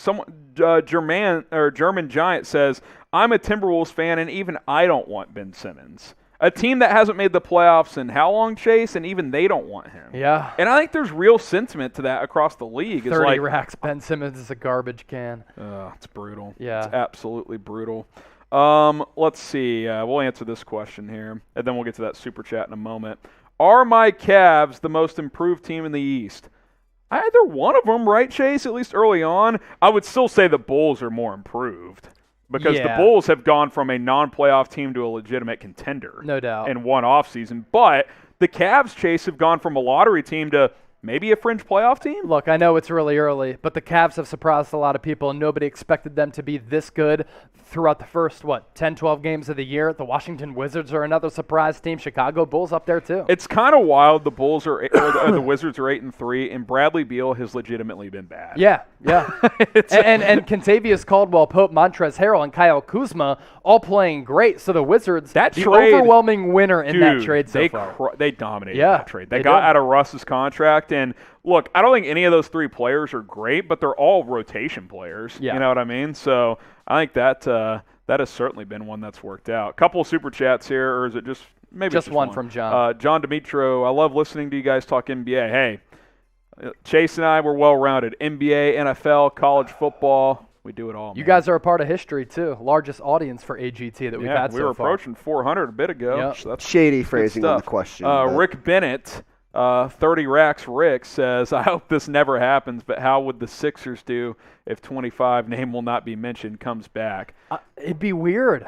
I don't see – I think it's too far gone. With him on the floor offensively, I think because of his lack of shooting and lack of want to shoot the rock, it becomes so clunky, especially at the end of games. Now, the Sixers right now have lost a lot of close games down the stretch or almost blown leads down the stretch because they don't really have that solidified go-to guy, and I think that's a feeling out process to see which guy on the roster is going to be that, Maxey, Curry, Embiid. But with Simmons on the floor, it just gets so clunky to me. Yeah, especially in the playoffs where teams know you're playing the same team over and over again. It takes about a game or two to feel that out, and then they just know we're just going to sag off Ben Simmons. I mean, just clunk the paint up. So definitely a very good point. Sam, what's up, dude?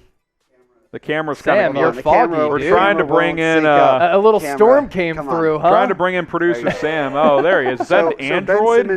Ben Simmons returning to the Sixers would be like, you remember in The Longest Yard, and I'm referencing the Sandler version because it's the one that comes to mind, where he's like purposefully throwing plays at the start of the second half. Paul Crew is tanking intentionally. Yeah, he's tanking the game, fakes the injury, and everyone's like, fuck you, dude. And then finally, he comes back into the game, and his entire team's like, nah, I'm not going to block for you, nothing. Just lets him get leveled. That's how it would be. That little 5 minutes of him just getting leveled for 3 plays before he, rallies the troops and all that stuff, imagine that every single game.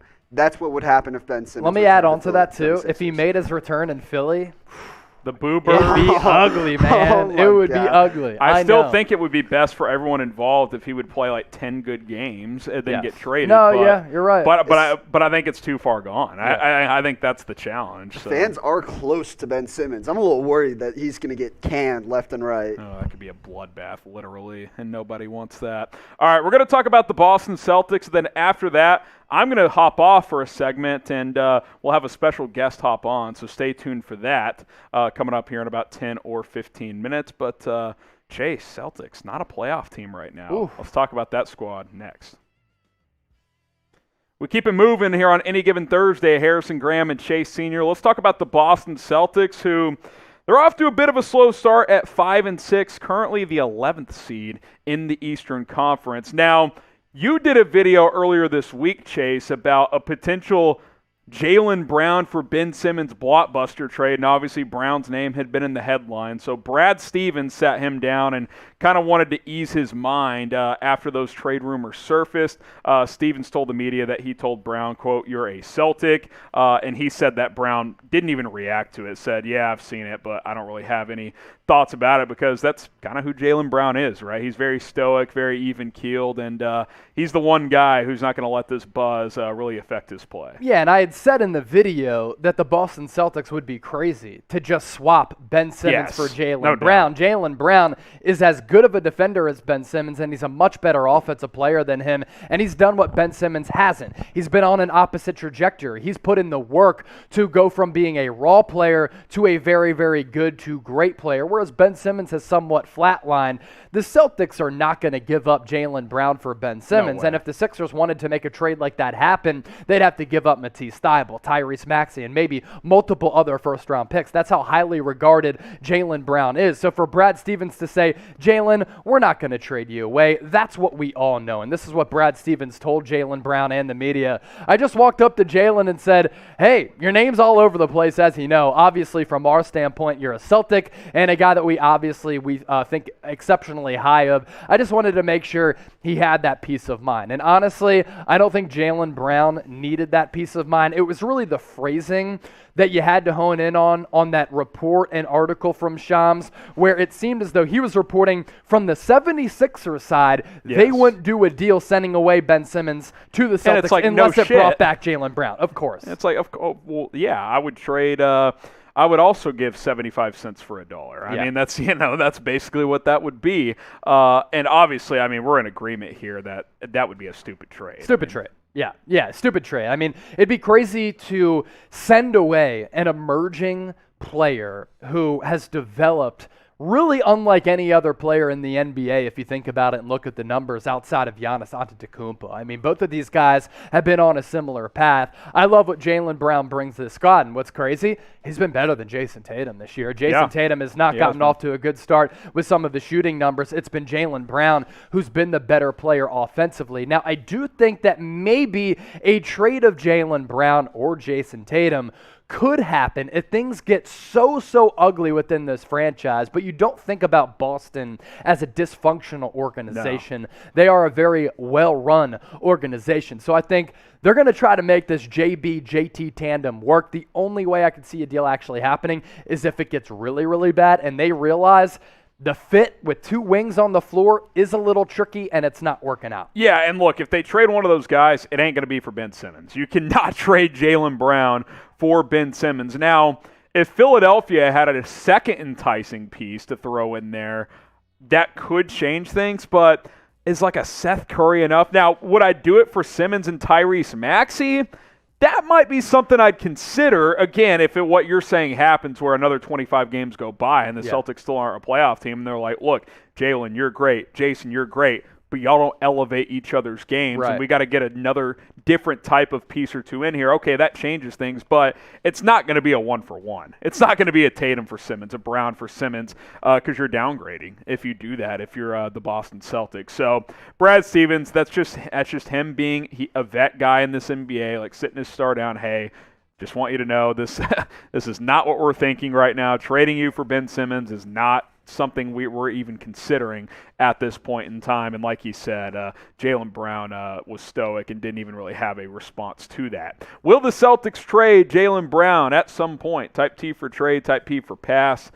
I want this to work, Chase. I want this to work because Jaylen Brown and Jason Tatum are two of the more likable young players in the NBA. But as we've talked about before, their games are just like so similar. They don't really elevate each other or complement each other. I mean, it's very Dame and CJ to me, you know. So at some point they may have to split them up. Let's talk about a trade that could be more realistic. How about Juancho Hernan-Gomez, who was brought in, Chase, to kind of be that small ball five guy, whether it was off the bench or as a starter. The problem is Grant Williams, who's been with this team for a few years now, he's kind of taken those minutes and filled that role. Even Jabari Parker has played a little small ball five and gotten more minutes than Hernan-Gomez. Hernan-Gomez has only played in 5 games this year. He's been a DNP coach's decision several times. this signing has not worked out the way they had hoped. No, I'm not sure if he's a malcontent, if he's just flat out not that good of a player. He's been traded a couple times throughout the offseason. That's how he landed with the Boston Celtics. Hernan Gomez, when he was brought in, I'm thinking, okay, a big man who can stretch the floor, shoot some threes, and being a big guy who can provide that for a team, especially on this squad that doesn't really have a player like that, is very, very valuable. And with the Minnesota Timberwolves a couple years ago, he put up some big numbers for a stretch, but outside of that stretch, he hasn't done anything. So I just don't think that at the end of the day, he's that good of a player, whereas Grant Williams has elevated, Hernan Gomez has gone downhill. And honestly, this is probably a better outcome for Boston because they drafted Grant Williams in the first round a few years ago, and he was kind of a fringe rotation guy for a few years. With those splits, 47% from the field, 37% from three, I would argue Grant Williams deserves some more playing time, especially when you look at this roster right now. A lot of these guys are underachieving, whereas Grant Williams is playing better than you expected. So I think that's a guy I'm trying to play more and more, which he obviously has taken those minutes from Hernan Gomez, but I think he should play even more than he currently is playing for the Boston Celtics. I think it could be a net positive for Boston with Grant Williams, a guy you spent draft capital on 3 or 4 years ago. So we'll see how that all ends up playing out. Maybe Hernan Gomez ends up being a part of a trade before the NBA trade deadline. Who has been the most disappointing Celtic this year? And there's been a lot of them. There really have, and we'll outline that. The team as a whole has been disappointing. Yeah, when the team has been disappointing, certainly that means several players have been. Let us know who has been the most disappointing Celtic this year. I'll give mine, but Chase will give his first. Yeah, no, I'm going to start off with Marcus Smart because of that large contract that he had signed in the offseason. And at the time, I didn't know if it made that much sense. Last year during the season, I had said, okay, Marcus Smart, expiring contract, might be a very valuable trade asset to give up because the Boston Celtics had a lot of holes on their roster at that point. And then you bring him back on a deal north of, what, $50 million? 4 years, $77 4 years, million. 70. Yeah, that's right. I always get that confused with the Robert Williams contract. But Marcus Smart has not been worth that for Boston this year. And I was confused by the deal and the role that they had in mind for him because they didn't have a prototypical point guard on this roster. They wanted Marcus Smart to be that. He's never played that role on any team since coming into the league out of Oklahoma State. And this year, 9 points per game, a little north of 4 assists. The shooting's 2.3 steals per game is good. He's always been a very, very good defensive player. On that end. And I love the intangibles. That's a big reason why Boston loves this guy because at times he's been the heartbeat of the squad, but it's the efficiency, man. And it's the lack of just consistency on the offensive end of the floor. And it feels as though he tries to spite Jason Tatum and Jaylen Brown at times offensively because the whole offense is centered around those guys that sometimes he just chucks up shots that are ridiculous. Shooting 33% is not good. No, and less than 30 from three. Yeah. I think the Marcus Smart problem is he's the heart and soul of that team, which is awesome, but you run into issues when your biggest leader is kind of just a good role player. Yeah. And I think he thinks he should have a bigger role offensively, and it's like, no, dude. Let me throw this out. You're not a good enough shooter. What makes Russell Westbrook and Marcus Smart great also is their downfall. Yeah, I mean, honestly, they're dogs, but they never know when to just tone it down. He's a poor man's Russ. Now, he's less erratic than Russ. He's also less good than Russ, but I'm saying the analogy, the analogy is certainly there, and it's certainly understood, and that's why they went from we want to trade him to let's give him almost $20 million a year. That's a weird miss from Boston, in my opinion. Typically, they make smarter decisions. If you want more free videos from us on our Boston Celtics channel, youtube.com/CelticsTV, well, go subscribe and check us out because it's 100% free. Celtics news, rumors, trade buzz over the next couple of months as well. Hit that sub button if you're watching on our Celtics channel or if you're watching on Chat Sports. You see the link below, youtube.com/CelticsTV.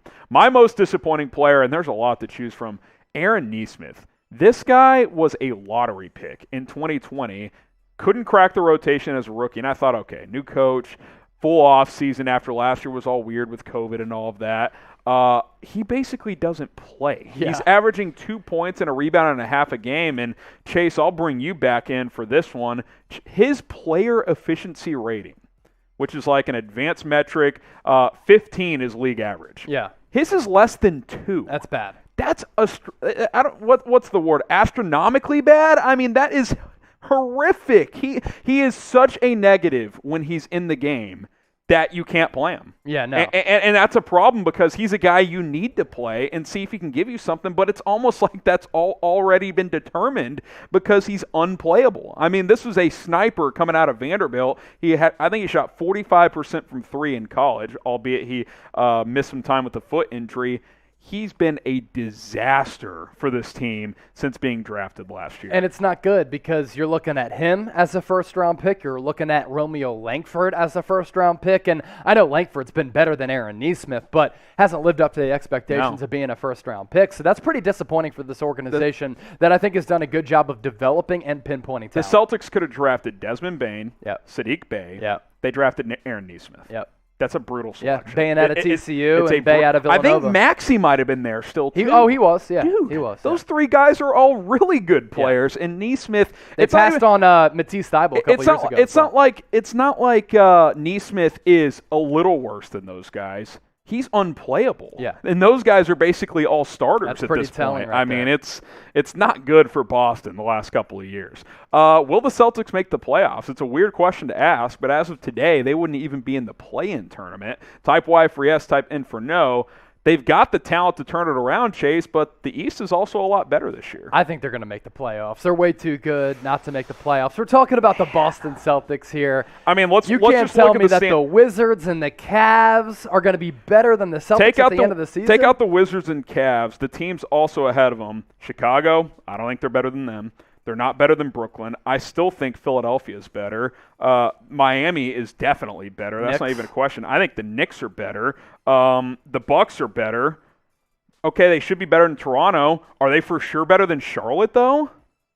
I mean, I think this is like a 7 seed, dude. Yeah, that's crazy. Maybe at best. Yeah, with 2 premier wing players under 25. It's hard to comprehend. Yeah. Type Y for yes, type N for no. Will the Boston Celtics make the NBA playoffs? And we'll give some shout-outs for you. I'm going to let Chase spearhead that because I'm actually going to hop off here in just a moment, and then we're going to have a special guest come on. We will introduce that person momentarily, so stay tuned for that. But Chase will shoot the shit with you guys, give some shout-outs, answer a couple of questions, and then I'll be back here in about 15 or 20 minutes, so I'll see you guys in a bit. Sayonara, Harrison. No, just kidding. I'll miss you. Sam Z, 500 playoff team. Clayton Lockhart saying yes. Tom Downey's burner account saying yes. L2_Clouds has just been spamming bear down Chase and Harrison. He's obviously a big Chicago Bears fan.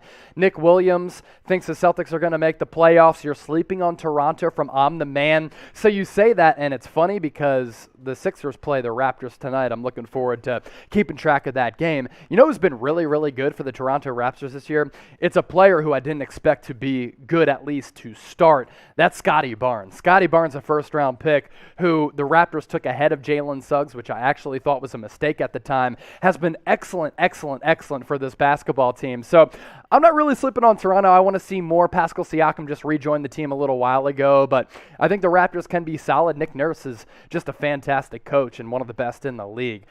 John Dimitro saying, can you answer my questions? Get your questions in right now, and I'll try to answer them as soon as possible.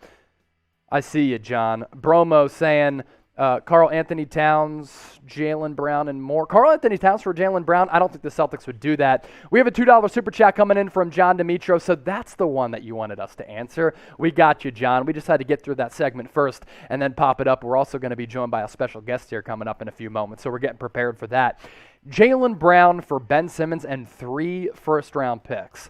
I don't think Boston would still do that. That's how highly regarded I think Jaylen Brown is. So I do not think that Boston would want to part ways with Jaylen Brown for Ben Simmons as well as 3 first-round picks. So I don't think Boston would do that. I just think Jaylen Brown is the much better player, and Simmons' value, while I think it's higher than what a lot of people think, has been lowered because of his immaturity and him acting the way that he has all throughout this offseason, as well as this NBA trade rumor drama. So appreciate that super chat coming in from John Dimitro. Let's welcome in a special guest here. She's been with us all week, been with the company for the last couple of months. She's been working remotely. She's been hanging out with us here in Dallas, Texas. That is Megan Payton, who's done a great job on our Seahawks channel as well as our Steelers channel. And coming up here in just a few moments, we're going to answer some Pittsburgh Steelers-related news and rumors questions. But first, Meg, what's good? What's going on? Hello, guys. Hello, Chase. I am so excited to be on Any Given Thursday. I watch this show a lot, so it's going to be fun. I'm excited to talk some Steelers. It's a great show that you and Harrison have been doing, but there's a lot to get into here, so I'm excited to dig in. We appreciate that. Before we get to some of those Steelers questions coming in from our Steelers audience, let's do a little comment driver here. Flood the comment section, do a little bit of predictions here. Who will win the Super Bowl? It's wide open, Meg. I mean, there are so many good teams in the NFC. I think it's the most stacked that it's been in a long time. And then on the AFC side, a couple weeks ago, I'm like the Buffalo Bills, by far and away the best team. Then they go down to the Jags, and then other teams are starting to emerge in the AFC. Who do you like? And then we'll give some shout-outs here. Man, it's so hard because every year you think like, oh, it's going to be this team, and sometimes it's the case, but it's so competitive and it changes so frequently.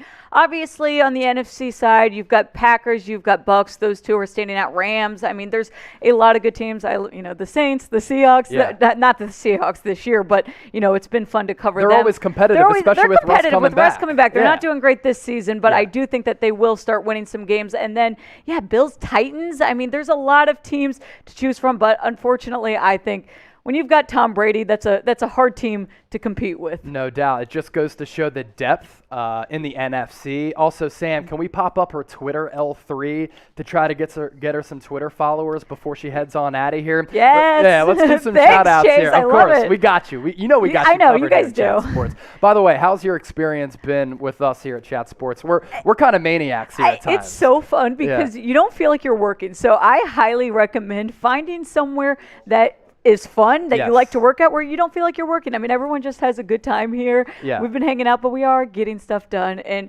it's fun to engage with the audience, too, and just see what you guys want. And we kind of, really, everyone here relates to that. Whatever the audience wants, they give you. No doubt, no doubt. Speaking of that audience engagement, Megan's going to be with us for the next, let's say, 15 minutes or so. Before she heads out of here, because you're not coming back tomorrow, right? This is your last day in the office. This is my last day in office. Until next time, of course. Yes. Give Megan a follow on Twitter, at MeganPayton7. Her Twitter is right below. Let's try to get her, 5-10 Twitter followers over the next 15 minutes. I like that plan. I think that's pretty I've doable. got my phone right here, so I have the notifications on. We'll do some shout-outs after we're done our Pittsburgh Steelers segment coming up. So give her a follow at MeganPayton7, and let's answer your Pittsburgh Steelers questions right now.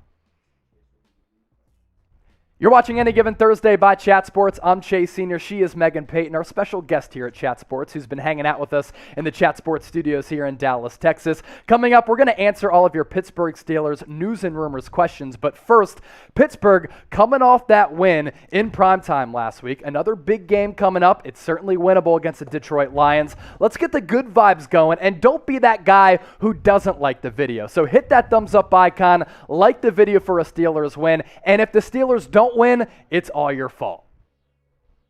Pittsburgh Steelers talk coming at you on Chat Sports. I'm Chase Sr. She is Megan Payton, who's been doing a great job covering the Pittsburgh Steelers for us here at Chat Sports remotely, but now she's in studio with us here in Dallas, Texas. We're going to answer all of your Pittsburgh Steelers questions, so without further ado, let's get it. This first one coming in from Alex Hernandez. I'll talk about the questions, and Megan, you'll answer them because you're our Pittsburgh Steelers expert. Perfect. With Juju Smith-Schuster out and Chase Claypool being injured, should the Steelers go after OBJ? Breaking news, because OBJ just signed with the Los Angeles Rams. Exactly. We actually scripted this video right before, but I'm telling you guys, this has been such a crazy week around the league. So the question really is, should have the Steelers gone after OBJ? Yeah. And, obviously, he's a great player. He's someone that you wouldn't ever, I think, turn away from being on your team. But it just wasn't going to be realistic, in my opinion. I mean, obviously, we kind of heard the rumors going on throughout the week. I just don't think it would have happened. Even if the Steelers attempted to get OBJ, you know what he was wanting. I mean, the Rams were a little bit of a shock, I'd say, to us. But, he's going after a Super Bowl contending team. And I'm not saying that the Steelers can't get it to the Super Bowl, but he wanted, the Rams or the Packers. He said, clearly the Saints weren't good enough for him. The Seahawks weren't good enough for him. So I don't think that the Steelers would have been in that conversation. And the common theme with OBJ and why he signed with the Los Angeles Rams, they have an elite quarterback, and they're in the Super Bowl contention window. And the other teams rumored to be in on OBJ were teams like the Green Bay Packers with Aaron Rodgers, Patrick Mahomes, the New Orleans Saints, but I think that was out of the possibility because of the questions at the quarterback position. But there's no question throughout OBJ's career, Meg, he's been able to put up monster numbers. And the big question here is, who is OBJ now? Is he the elite player that he was with the New York Giants, or have the injuries and lack of production caught up to him? Well, that's what we're really going to find out because, there was all of the drama surrounding him and Baker Mayfield. And, if you didn't see it, the dad putting out that video saying essentially, hey, these are the times my son didn't get targeted, and putting the blame on his quarterback. So this is going to be a big test for Odell Beckham Jr. And if he can't connect with Matthew Stafford and they're not going to find something there, I think this is his last chance. What do you think? I think so too. I think it's his last chance to really prove himself as being an elite wide receiver, and I think he's going to have an opportunity to prove that, and I think in that offense they're going to be able to take advantage of his talents because of the play designer and play caller that Sean McVay is, the quarterback that Matthew Stafford is, but you have Robert Woods as well as Cooper Kupp, who's leading the league in receiving yards. So, hey, Pittsburgh Steelers fans, let us know. Should Pittsburgh have tried to sign Odell Beckham Jr.? Get into the comment section right now. Type S for sign, type P for pass, get those votes in. And Meg, I don't think the Steelers needed to go after OBJ. They're one of the best organizations at identifying wide receiver talent in the NFL draft. And speaking of that, they identified Chase Claypool, who you're not really concerned about with that injury. I'm not. To be honest, it could change, and this is just from what we're hearing right now. It was reported that Chase Claypool is going to be on a week-to-week, kind of evaluation. Week-to-week it's not basis, going to be a season-ending injury. So that's encouraging. Now, we don't know too much. We know that he got that MRI done on his toe. We're going to stay updated, but I'm not super concerned. I do think that Chase Claypool is going to be back probably very soon. He could even be playing as early as this weekend. We do not know yet. But Deontay Johnson, they've got a good group of wide receivers kind of helping out while Juju's not in place. So I do feel confident what's going on with the Steelers, with Chase Claypool obviously taking that number one role after Juju left. Excited to get to this question coming in from Chris Johnston, a big Pittsburgh Steelers fan. And I think this is pretty fascinating. Do you think TJ Watt will break Michael Strahan's single-season sack record going into this weekend against the Lions through the halfway point of the season, Meg? Watt has 11.5 sacks. So we're putting you on the spot here. What do you think? I love this question so much because I absolutely think so. We said 11.5 sacks. There's 9 games left. He had 3 sacks against the Bears, 2 against the Seahawks, 2 against the Packers, 2 against the Bills. It would not surprise me at all, but it will be close. I do think that, just if we're looking at the math of it, if he's going to average about 3 sacks per game, which that is on the higher side, he can make this happen. I love this question, though. I think that TJ Watt could absolutely, at least tie Michael Strahan. What do you think? Yeah, so they're at 5-3 right now. We're at the midway point of the season, and asking me to do math is never something I like doing because at the college level, I failed elementary algebra. I talk for a living. But 11.5 sacks right now, if he doubles up on that throughout the rest of the season, the simple math shows you that he'd be able to break that record. But TJ Watt, he's having a terrific season. He's a great player. That's a big reason why the Steelers gave him the bag in the offseason. But it's not like this is a knock on TJ Watt if he doesn't get that record. That season that Michael Strahan had, and Brett Favre kind of just played like a dead fish for him to get that record, by the way. It's not a knock on TJ Watt. It just goes to show you how great Michael Strahan was that year. And I couldn't agree more.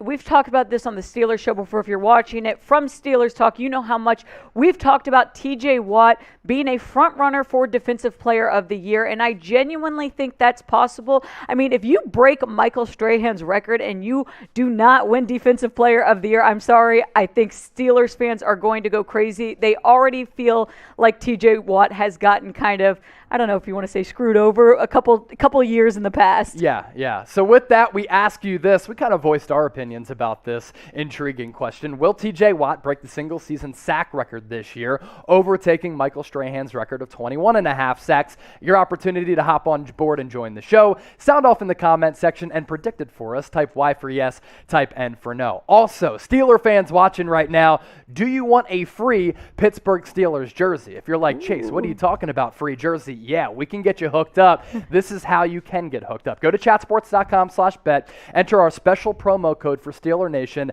Steelers125. You put in $100 into your account, and by using that link in that promo code, you get an additional $125 back. So that's $225 to game with. Lay down a bet of any money significance, any kind. It could be in the NBA, the NFL, maybe even on TJ Watt to have a sack, because there are prop bets on BetUS as well. And if you email us, jersey@chatsports.com, letting us know that you followed all those steps, we will send you a free Pittsburgh Steelers jersey. Ben Roethlisberger, Chase Claypool, who we've been talking about, an emerging young player and a bona fide future Hall of Famer in Roethlisberger. And then how about the guy we just got done talking about, Meg? That's TJ Watt. I love it. I mean, this is, I tell you guys, this is not going to be around for long. So now is the time to get on this. We talk about it here at the office. These jerseys are running out quick. Do not miss out on this deal. Let's hop over to the next question, though. What do we have? Yeah, this one coming in from Heath Miller, the GOAT. Watching Steeler games growing up. Heath! And now with Pat Freiermuth, it's awesome. Pittsburgh Steelers have had some really good tight ends over the years. And speaking of the young one, Freiermuth, who I got to scout and watch at Penn State on the sidelines, Freiermuth reminds me a lot of Heath Miller. Do you think he's the long-term answer at tight end? I think no question. The answer is yes. I think by the end of the year, he could be a top 10 tight end if he's not already. We talked about this recently on our show. I mean, just looking at what he's done so far, and the Steelers, meanwhile, haven't even utilized him as much. They're starting to use him more, but so far he's had 33 targets, 27 receptions, 245 yards, and 4 touchdowns, 2 of which were last week. I think the Steelers are realizing what they have in Pat Freiermuth. I only expect him to get better, be more dominant. So I love this question. And I mean, if you remember, Bruce Arians talked to Big Ben about Pat Freiermuth during the draft, and he said he's the closest thing to Heath Miller I've ever seen. You're going to love this kid. Yeah. And I think it's a perfect comparison. Yeah, I got to watch him at Penn State because I used to cover Penn State football working for a TV station in Pennsylvania, and I knew at that time that Pat Freiermuth was special. And so many times with these tight end prospects, we're always so quick to label them as baby Gronk. But I really thought Freiermuth reminded me of a baby Gronk or a Heath Miller. And without something changing, I mean, I said that he could be a top 10 guy. Your thoughts on Freiermuth, maybe even better than that, right? Unless something changes, yes. I think Pat Freiermuth could be a top 5 tight end. And I don't know if that happens this season, but he is on track. I think that the more the Steelers realize, they didn't really use Eric Ebron much. They haven't, found a way for Big Ben to connect with everyone. He's going to get probably a new quarterback next year. Let's be honest. If Big Ben retires, I think Pat Freiermuth, no doubt, will be a top 5 tight end. Yeah, and they have some really good wide receivers on that roster if Big Ben does move on for that next quarterback to take over and have some weapons to throw to. Another question coming in from Greg the Man 007, I guess a big James Bond guy as well, or maybe just Ben Roethlisberger. He rocks a 7 too. I feel like we are in the toughest division in football. Do you think the Steelers win the division this season along the likes of the Browns, Bengals, and Ravens? What say you, Meg? I mean, it could go either way, let's be honest. But I do think that the Steelers will end up getting a wild card spot. If not, it's a competitive division. I don't know if it's the toughest division in the NFL, but it's definitely probably the division that is so close right now where you have no idea what's going to happen. They are all within a game of each other. So, you look at this playoff picture and you say, all right, right now, if the playoffs were today, yes, the Steelers would have that 6th seed, but that could easily change. They could take that number 2 seed and become where the Ravens are, but also it could result in them not being in the playoff picture at all. What do you think is going to happen? I mean, you and I are in our 20s, and I feel like throughout our entire lives, the AFC North has always been a bloodbath of a division every year. Exactly. Yeah, and it's so competitive, and really it's been Pittsburgh throughout our lifetimes that's been Agreed. the team that wins the division the most, but it's always really, really close. I mean, Lamar Jackson is playing like an MVP. Are the Cleveland Browns starting to find their stride right now? I worry about Baker Mayfield's injury, but without OBJ, they play really well. Joe Burrow has shown that he can be the future of the Bengals franchise. So either way, this division is really riveting. And when you take a look at the AFC North standings, Megan, yeah, look at this. It's the Ravens at 6-2. The Steelers, after that slow start, after beating the Bills in Week 1, they hit a little bit of a lull, but they seem to be back playing much better. Matt Canada's offense, Ben Roethlisberger getting more acclimated with it, I think. The Steelers are at 5-3, the Browns at 5-4, and the Bengals at 5-4. You look at these records, I mean, it has to be one of the best and most competitive divisions in the league. And you know, this is going to determine, you know, how these next 5 games go is going to be, all right, who ends up being in the playoffs? Because right now the Steelers do have a little bit of a break with the Lions, but Mike Tomlin said, hey, you cannot just underestimate a team in the NFL. There are trap games out there. We saw last week how many upsets there were. So then they go on and they take on the Chargers, a competitive team. Then you have 2 back-to-back divisional games. The Vikings, they're hit or miss. So these next 5 games are important, but I think they could go either way. How confident are you that the Steelers are going to win the AFC North?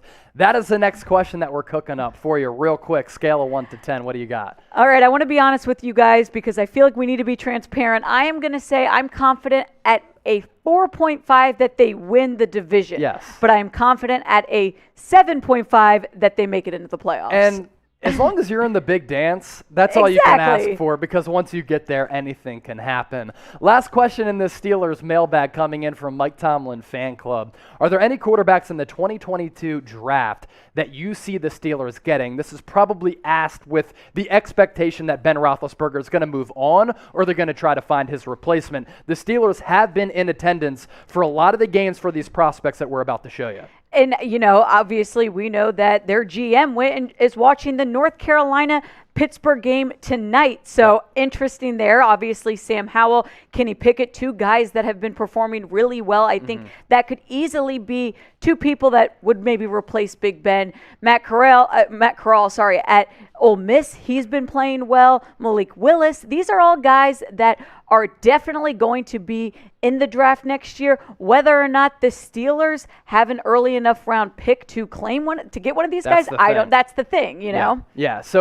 So many Steeler fans are like, hey, we can win the AFC North. Exactly. We can get into the playoffs to get that wild card berth. But here's the problem with that. If you do want to get Big Ben's replacement, you might take yourself out of a draft position to maybe get a guy like Kenny Pickett. It would be an awesome story for Pickett to stay in Pittsburgh. I agree. And, you know, I definitely could see Pittsburgh drafting a QB. Like, that's not out of the question at all. I do believe this is going to be Big Ben's last year. I would love to see Kenny Pickett, you know, kind of take over for Big Ben. I just don't know if he's going to be available. Realistically, if the Steelers plan on having a successful season, which is what they're trying to do, is he going to be available? Yeah, no, it's tough to say because I think Kenny Pickett has kind of had a Joe Burrow-like rise. Joe Burrow, going into his final year at LSU, was looked at as like a mid to late round pick, maybe even an undraftable player. And then he has that 2019 season, one of the best that any college football quarterback has put forward, and his draft stock rises up so quickly and so fast that he ends up being the number 1 pick. Kenny Pickett has burst onto the scene in a similar fashion. I'm not saying he's going to be Joe Burrow, but his emergence has happened like a Joe Burrow. So before we get out of here, thanks to all of you for watching this Pittsburgh Steelers News and Rumors mailbag. Give Megan a follow on Twitter at MeganPayton7. For those of you watching us live here on any given Thursday, only a few moments left for you to give her that follow so she can give you some shout outs. And with that, we'll pick over to the comment section. Another opportunity for those of you watching live to give Megan a follow. She's done a great job with us here at Chat Sports, and we've loved having her around throughout the week. A lot of good laughs, a lot of good conversations in the office. She obviously has great sports takes as well. So pull up your Twitter page and let's see if you did get any followers that did come in. And those of you who didn't give her a follow, I mean, you're a fraud. Come on. Help her out. Hey, so L2 Clouds. Okay. Shout out. Followed by Harrison. Harrison follows. Yes. We've got JTeam07. And we've got Richard Lee. So thank you guys so much. And thank you, Chase, for having me on the show. Any given Thursday. Yeah. Let's go. Let's ride. Thanks, guys. I appreciate it. So she's going to hop off. Continue to give her a follow at Megan Payton 7. Harrison is going to come back on. In the meantime, I'm going to peek over to the comment section and ask you this at the same time. Shout out your city. We want to know where you're all watching from. We know our Chat Sports audience of almost 270,000 subscribers spans all across the United States and all across the globe. So let us know where you're watching from right now. And in the meantime, Harrison Graham is going to come back on. We're definitely going to have to raise that camera up because Harrison, just a little bit taller than Megan Payton. Winnipeg, Canada from Shelley Dahlman. Richard Lee from Dallas. Nicholas Allen in London, England. Youngstown, Ohio from Nick Williams. Richard Lee, thanks for giving Meg a follow. We appreciate that. Anisha Anand is in Brooklyn. Evan Hinders is in Iowa. L2_Clouds in the UK, just like our other person in the UK. I'm seeing Dallas, Brooklyn. We are coming to you live from our Chat Sports studios in Dallas, Texas as well. Continue to let us know where you're watching from. We have 220 people still watching live. Goes to show you, everybody stood around and hung around for Megan Payton because she was doing such a great job. So shout out to her for breaking down some Pittsburgh Steelers news and rumors. Richard Lee, Anisha Anand, Juju Smith-Schuster in the chat saying Steelers. Well, hopefully you were able to see our Pittsburgh Steelers segment as we were able to answer all of your Steelers-related questions. Tom Downey's burner account, currently in Harrisburg, not far from where I just worked in Scranton and where I'm from in Westchester. Chester, England, from Nicholas Allen. Joseph Cox saying 76ers will win it all, I believe, is what he's trying to say. Jason Renfro saying, LOL Cowboys, we don't follow Squealers fans. Well, they have rings more recently than you guys, so there's that. Jason Renfro, Cleburne, Texas. Toronto, watching Chat Sports and the sound of music from I'm the Man. Love to see it. We ready to bring back in Harrison Graham? Because coming up on today's show, yeah, Jeremy, you got to plug him in too. It's not a one-man show. Coming up on the show, all jokes. Should Florida hire Dan Mullen? Type Y for yes, type N for no. We're going to break down our list of Dan Mullen replacements. So with Harrison coming back, let's ask you the question once again. Should Florida fire Dan Mullen? What do you think, H. Graham? Man, we're going to break this down further. This has fallen apart quickly for Mullen at Florida. I loved the hire at the time. He coached under Urban Meyer for a long time, was the offensive coordinator for him at Florida, which got him the Mississippi State gig. Did great work with Dak Prescott, obviously, and a couple other quarterbacks in Starkville. Things were trending in a good direction for a while, was great with Kyle Trask, but man, they just got steamrolled by a bad South Carolina team. Let me tell you all this about Harrison Graham's recollection of college football plays and stats. It's unmatched. You know how Sean McVay can recall? He's like, yeah, back in 1992, I was playing a high school game in Harrisburg, Pennsylvania. Second quarter, 3:37 left.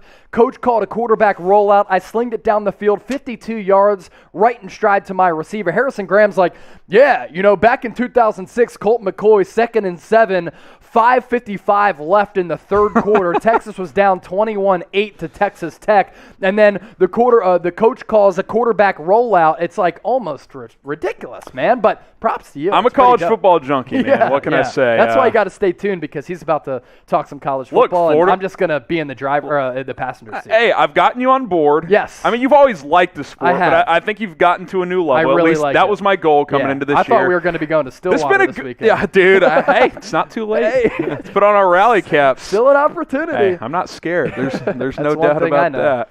Yeah, drove home after a long day of Sluggies and food in Norman, Oklahoma. Still came to work at 9 a.m. the next day. Wasn't sure your stomach was going to make it. It barely did. Thought we were going to have a stinky car for a second. Nah, we made it because we're built different here at Chat Sports. I'm still Megan Payton, by the way. It's all good. Jeremy Chugs. Kind of half-assing there, I guess, but kidding. It's all good. We love you. Hey, 2 of 10, by the way, on I told Scott. I was like, that video was worth doing. Oh yeah, it's like yeah. Especially when it takes 20 minutes. Yeah.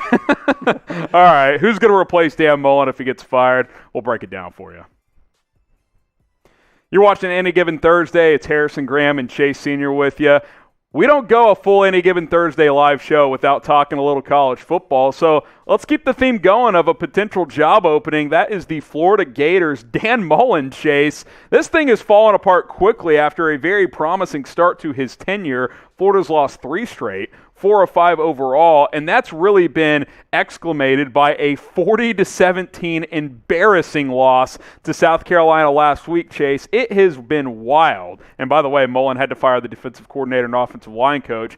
This team almost beat Alabama this year. Yeah. And now they're 4 and 5, and this job could be open here in a couple weeks. Wild how quickly this has happened. Couple things here. It's been a precipitous drop for Dan Mullen. I thought he got off to a really good start as the head coach of the Florida Gators, but with a program like this in the conference that you're in the SEC, that pressure can be turned up very, very quickly. Yes. I love the development and the work that he's done with quarterbacks throughout his career, Dak Prescott, Kyle Trask, but when you fire some of your coordinators and assistant coaches, it reeks of desperation, and it reeks of the pressure being on that head coach to make some changes because he feels that the heat is on and his job is on the line. And while the offense has improved under Mullen, which was the goal, they did not anticipate the defense falling off a cliff. No. And historically, Florida has been an elite defense. Tons of NFL draft picks over the years, lots of good talent.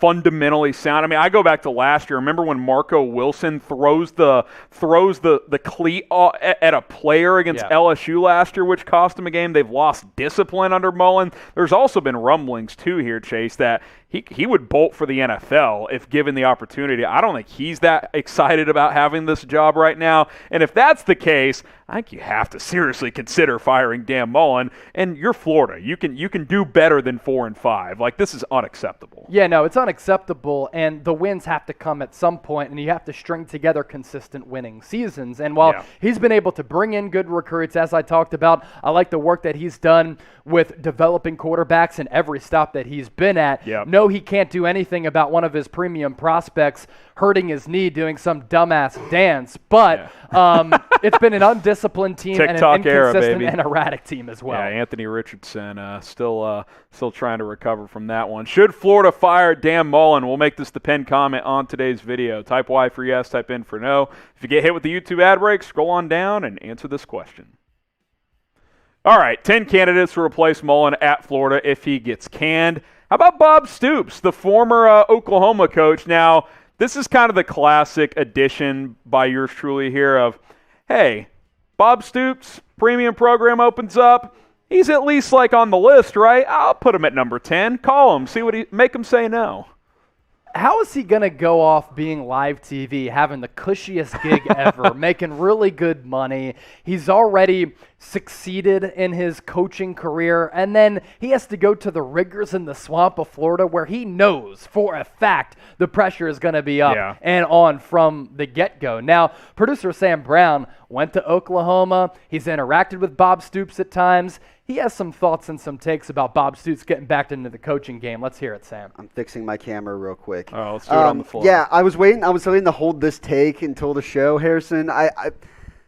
To be honest, I think you're wasting a space on this list. Putting Bob Stoops on there. Was I influenced? He's got the cushiest gig. Was I influenced by Coop Cup? Yes, but probably, yeah. It's the classic. And falsely so. Hey, I don't know let's why get him on the be. list. Get a little SEO juice going. Sure, Stoops and yeah, Coop. but sure, I see the Florida Coop tie. Stoop. Yes, Oklahoma hired him from Florida whenever he was the DC to become their head coach, and the rest of his history. But you saw that video a while back from the Red River rivalry of him just like cheering on, like going nuts, like on the Fox broadcast watching. Look, he loves Oklahoma. There's no doubt about it. There's so many ties he's built there over the course of 16, 17 years. It's hard to picture him anywhere else. It's almost like that generation's Bobby Bowden almost, where you just don't see him going anywhere else. It would be weird, but if he gets the itch to coach again, it's not going to be at Oklahoma, unless Lincoln Riley leaves. So a job like Florida, where he's been at, it's like,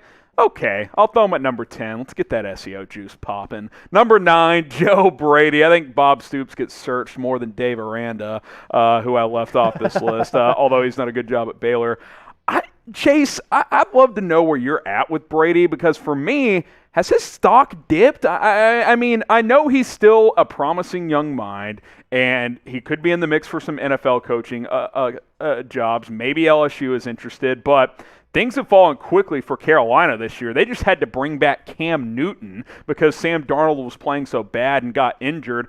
I'm not saying I don't think he's a good coach. I'm not saying he can't be a good college head coach, but look, 2 months ago, he would have been in my top 5 for this job. I've got him at number 9 right now. Like, I think there's better candidates out there. With all discussions, I think we have a problem in America right now with taking a way too singular focus while not factoring in that multiple things can be true at the same time. For instance, what Joe Brady did in 2019 at LSU with Joe Burrow was fantastic, and Ed Orgeron is going to be out because he couldn't replace Joe Brady. It was magical what they had that offense do.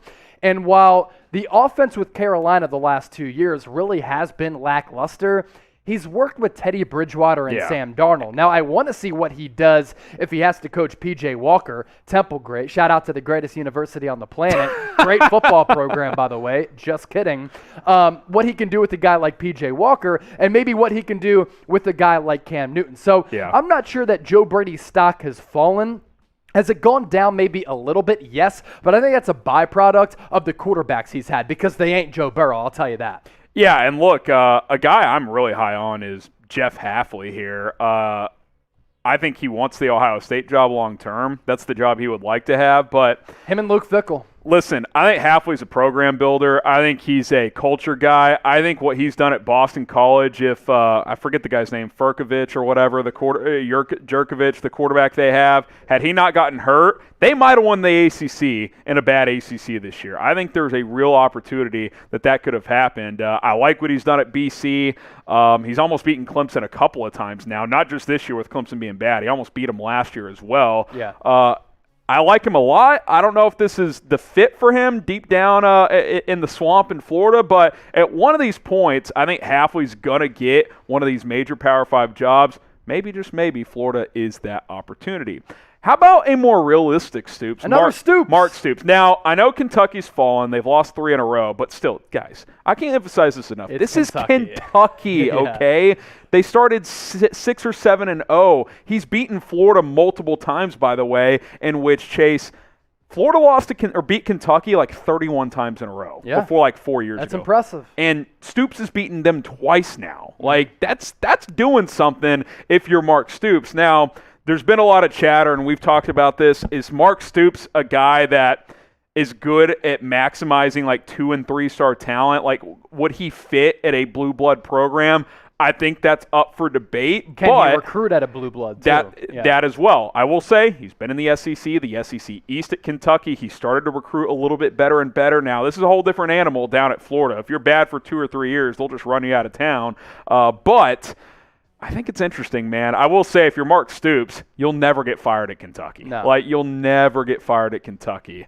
So we'll have to see how that plays out. Pick a Stoops. B for Bob, M for Mark. Obviously, if you could get Bob, that's who you want, right? Yeah, I'd take Bob over Mark. Even after Big game Bob, but then he became Little Game Bob late in his OU tenure. That's why they moved to Lincoln Riley. Irrelevant. The real ones won't admit it, but they ran Bob Stoops out of town, so Lincoln Riley could be the head coach. People don't admit it, but it's a fact. Number 6, James Franklin, a guy that you know have covered very closely at times, Chase. It's kind of weird where he fits in all these coaching searches now, because I think he's in the mix for all of them, but will he get any of them? I think he has. I think he's in the mix for a lot of these prime head coaching gigs. And look, with James Franklin, I just think his time at Penn State is coming to a close. I think he wants to move on, and Penn State kind of wants to move on from him. Now, if they go out there this weekend and they take down Michigan, maybe that conversation changes a bit. But if James Franklin were to go to Florida, he's going to be an elite recruiter. He's going to be able to bring in some of the top prospects across the country. I have some worries about the staff that he's going to be able to put together, but he is used to dealing with the pressure of a nationwide program with a massive fan base that is very, very vocal. That's exactly what Florida is. And I think that, you know, if James Franklin were to go to the swamp, I think he'd be able to be successful. I'm just not sure that he's going to go there. I'm more so thinking USC for Franklin. If I was James Franklin and I got the Florida job, the first hire I would make is Georgia defensive coordinator Dan Lanning,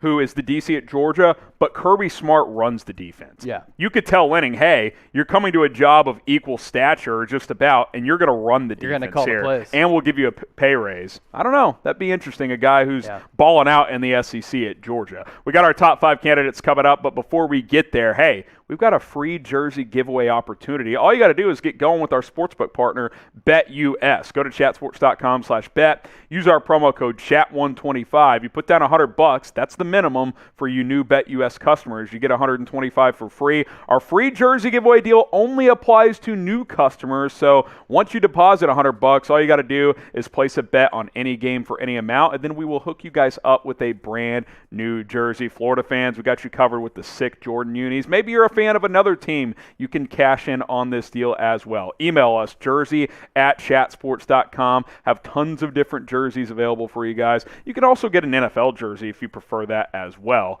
Jersey@chatsports.com. That is the place to email to take advantage of this deal, but you got to get going with BetUS first, and that is with our link, chatsports.com/bet. Use our promo code CHAT125. All right, another name that continues to get brought up in these searches, Luke Fickell. I'd probably have him a little higher, but I think he'll be a little more picky. I think there's a couple other jobs he might prefer to Florida, but certainly Florida's a better job than Cincinnati. There's no doubt about that. The Cincinnati slander is just something that I think is absolutely ridiculous. This is a program that basically hasn't lost over the last couple of years, and then people want to drag Cincinnati for playing close games. Are we really expecting, in the craziness of the college football landscape, for 18 to 22-year-olds to dominate on a week-in, week-out basis when they're going up against other teams who also have something to play for? You're not going to blow everybody out on a weekly basis. Especially this year. Have you guys watched Bama this year? Dude. They've been dominant like twice. Yes. Okay? They just struggled with LSU. They easily could have lost to Florida. Both those teams might have 2 new coaches. LSU already does. We're talking about Florida today because Dan Mullen might be out. Like, if you're not Georgia, you haven't been dominant. So I don't know why the rules don't apply for certain programs based on past history. It should be about this year. And this year, Cincinnati has one of the best ones in the country with the win at Notre Dame and has run the table for almost 2 years. And by the way, the one game they've lost in the last 2 years was to the number 1 team in the country, Georgia. And they should have beat them. Luke Fickell's a hell of a coach. He's going to have a lot of good opportunities. And that's why we ask you guys this question. Where will he be next season? Give me a prediction. Where's Fickell coaching next year? I'd like to see Penn State. Oh, man. I think he's just such a Big Ten type of coach, but Penn State is my guess. All right. We'll see how it plays out. Let us know what you guys think. Top 4 as we look at the Dan Mullen replacements here. How about Lane Kiffin? You could just grab a guy in the SEC and bring him down to the swamp. I know you're high on Lane Kiffin. I love Lane Kiffin, and I don't know that Lane Kiffin wants to be the guy who's just popping around to all these different programs in the SEC. Sure. Tennessee, Ole Miss, Florida, if he decides to take this gig. He certainly knows that state because he went to Ole Miss from Florida.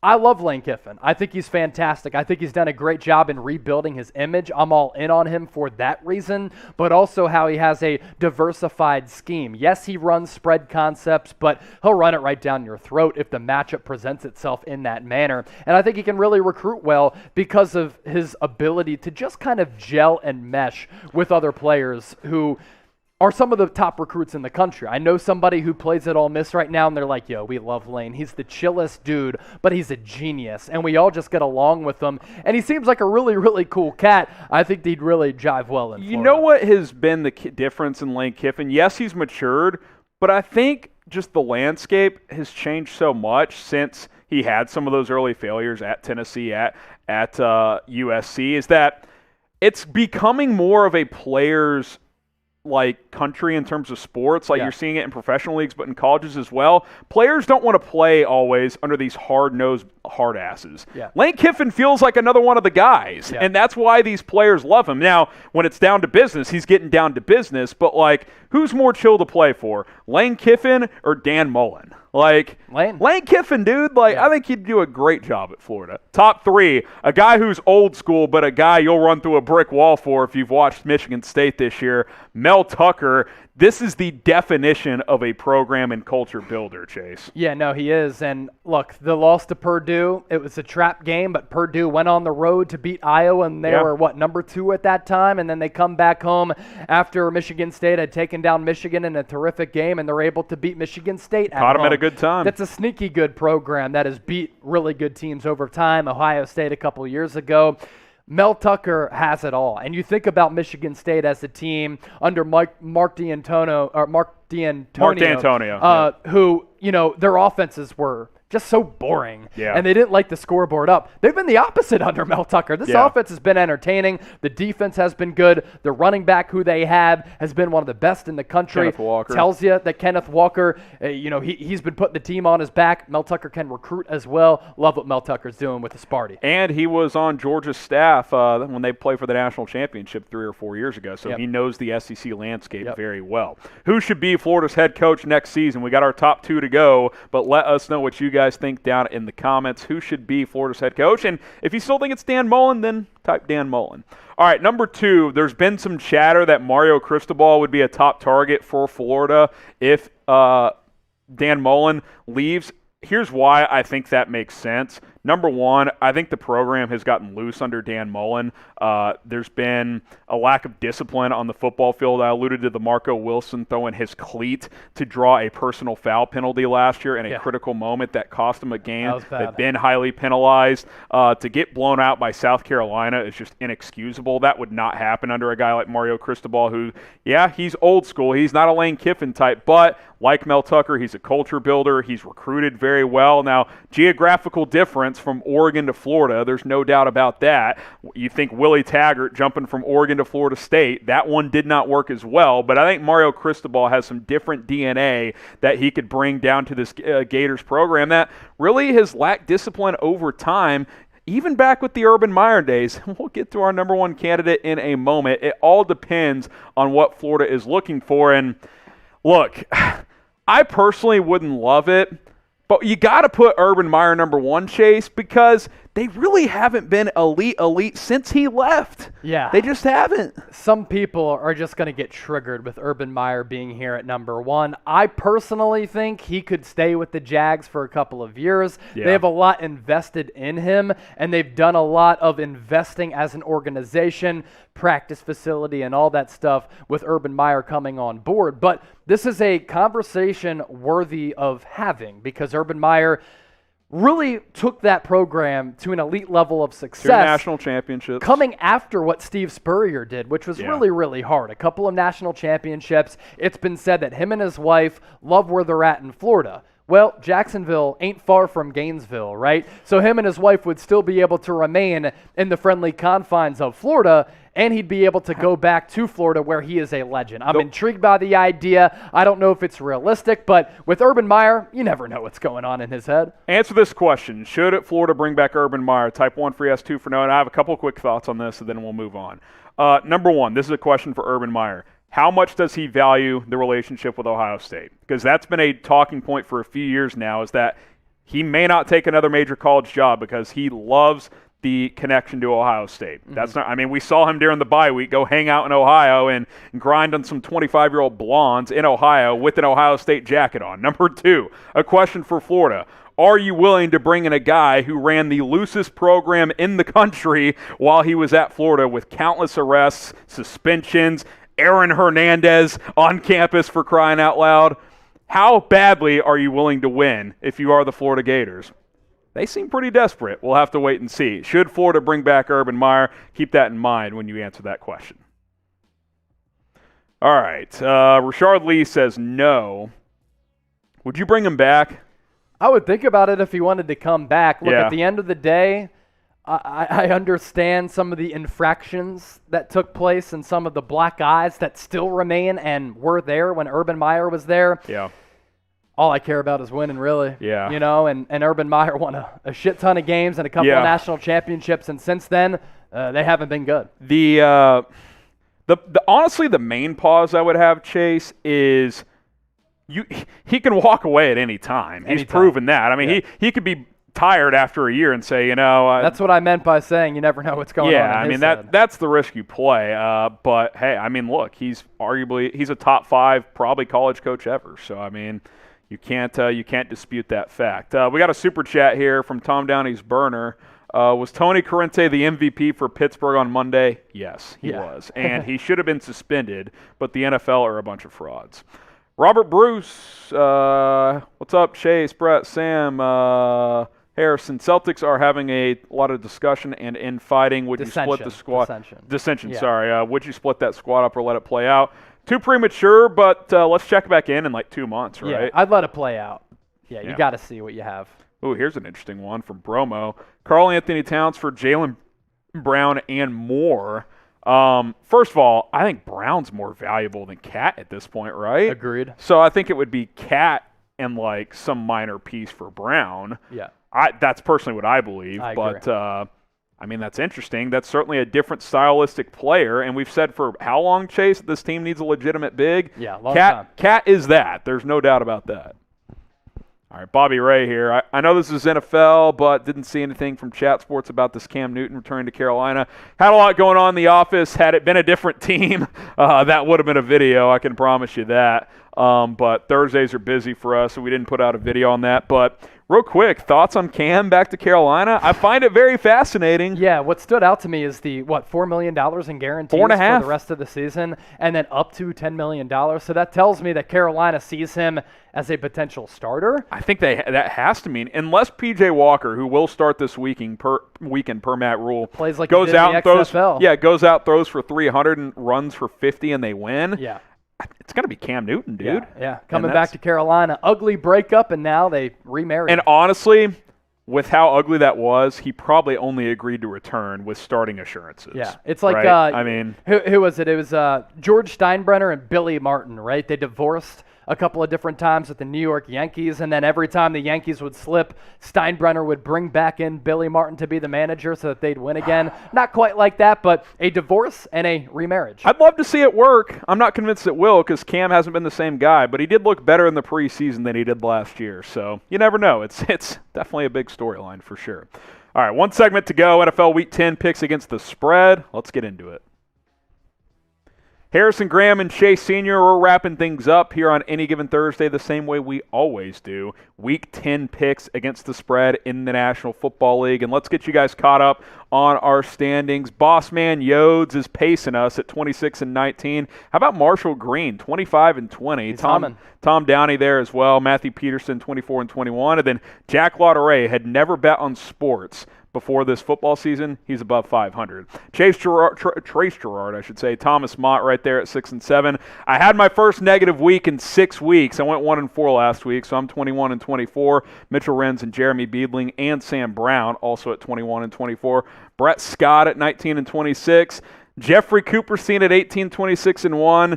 I don't know how that. Oh wait, that makes sense. I don't know what's going on though, Chase. 15-30. It's a bloodbath. Yeah, no, it's a bloodbath. I deserve all the booze. That's fine. Give me some booze. But you all won't be booing any longer when I finish the season on a hot streak. The first half of the year has been, pretty bad, but I've always been a slow starter and a strong finisher. That's what matters at the end of the day.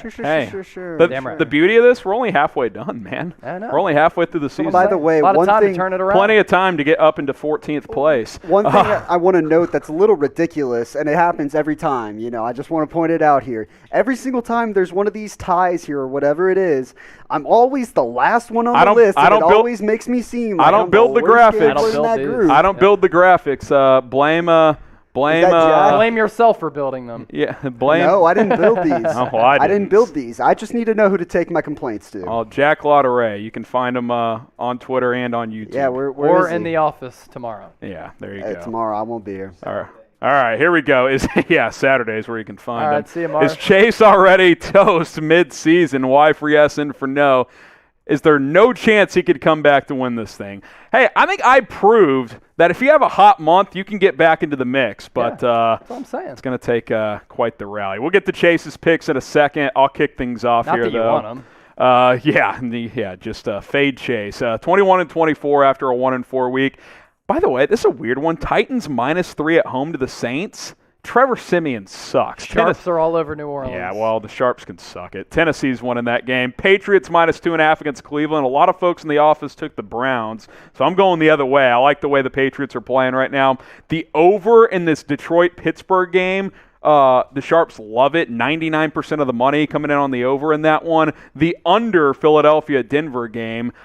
Denver, a really good defensive team, obviously. And then the Chiefs. I'm back on the Chiefs bandwagon. Raider Nation is all up in my grill that they're going to beat the Chiefs. Their hearts are going to be broken. Give me the Chiefs to win by at least a field goal. All right, here are my picks. Not that you want them, but I'm going a lot of underdogs here because underdogs have been killing it. That I do know. Yeah, I do know. Washington football team +10 against Tampa. They're at home, and they matched up really well against them last year in the playoffs. Let's hope that they can do that again because I need the wins. Saints +3. That's a sharp bet that a lot of sharps like. Jags +10.5 against Indy. I just think that number is too big, and Jacksonville can be a tough place to play with that humidity. 49ers +4.5, against the Rams. And then I'm also with Harrison. I like the over for Detroit, Pittsburgh at 42.5. All right, let's get to gambling Sam here. Walk us through your picks. For what it's worth, I don't like sharps. I like me. Okay. And I like my picks this week, to be honest. No, I'm not going to say 5-0, but Browns +2.5 at the Patriots. He's already lacking confidence. I'm one of the first ones. Titans -3 too. I took it. It seems too good to be true. I feel like that's going to go up between now and Sunday, but give it to me. Tampa Bay, Washington over 51.5. Excited to see Washington coming off the bye to continue to not play defense. Chargers -3 versus the Vikings. It's not 1 p.m. kickoff, which means that Kirk Cousins will not play lights out and scare the hell out of me like he did last week. So I like the Chargers in that one. And then Seattle Green Bay over 49.5. I think that's going to go up a couple points, to be honest, if and when Aaron Rodgers is confirmed to return. So I like that one, but again, no, I like my picks. Here's my betting I have great advice. picks. If for some reason Rodgers doesn't play, gas the under. Jordan Love stinks. He was terrible against Kansas City. So I know that's the way that it'll probably work out for me, is that I'm probably going to sit here in a couple days being like, man, I'm an idiot for betting that over. When I stayed away Rodgers from that game because play. there's too much quarterback uncertainty. All right, appreciate Sam's picks. Who will have the best record this week? Type C for Chase. It hasn't happened yet. Type H for Harrison. Type S for Sam.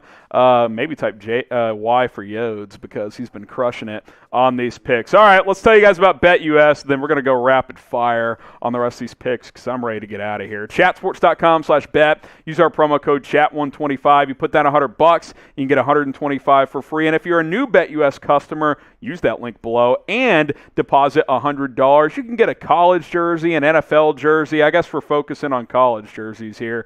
Email us, jersey@chatsports.com to get your brand new jersey. Producer Sam is checked out for the day as well. Jersey@chatsports.com. Got to be a brand new BetUS customer and got to deposit a minimum of $100 and place a bet on a game. Once you do that, email us, jersey@chatsports.com. Tons of college and NFL jerseys available. All right, let's sprint through this because it's time to get out of here. I'll run through Yodes and then you can go from there. Seahawks +3.5. He likes the over in New Orleans, Tennessee. That does feel low. I actually like that one, too. The under in the Green Bay-Seattle game. Steelers -9.5 against Detroit, and then the under 45 in Philadelphia, Denver. Money Marsh, 25-20 on the year. Chargers -3 against the Vikings. Rams -4.5 against the Niners. Titans -3 against the Saints. Patriots -2.5 against the Browns. Falcons +10 against the Cowboys. Looks like 5 straight losses for Marshall. Tom Downey at 25-20. He likes the Browns +2.5, Saints +3, Bucks -10, Chargers -2.5, Rams -4.5.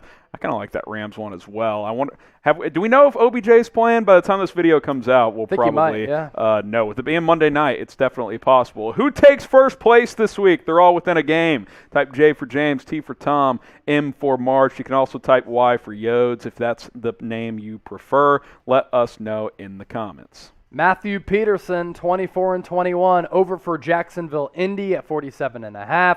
Falcons +10 against the Cowboys. Saints +3 against Tennessee. Lions +9.5 against Pittsburgh. They've actually covered some games this year. Then the under in KC Las Vegas at 52.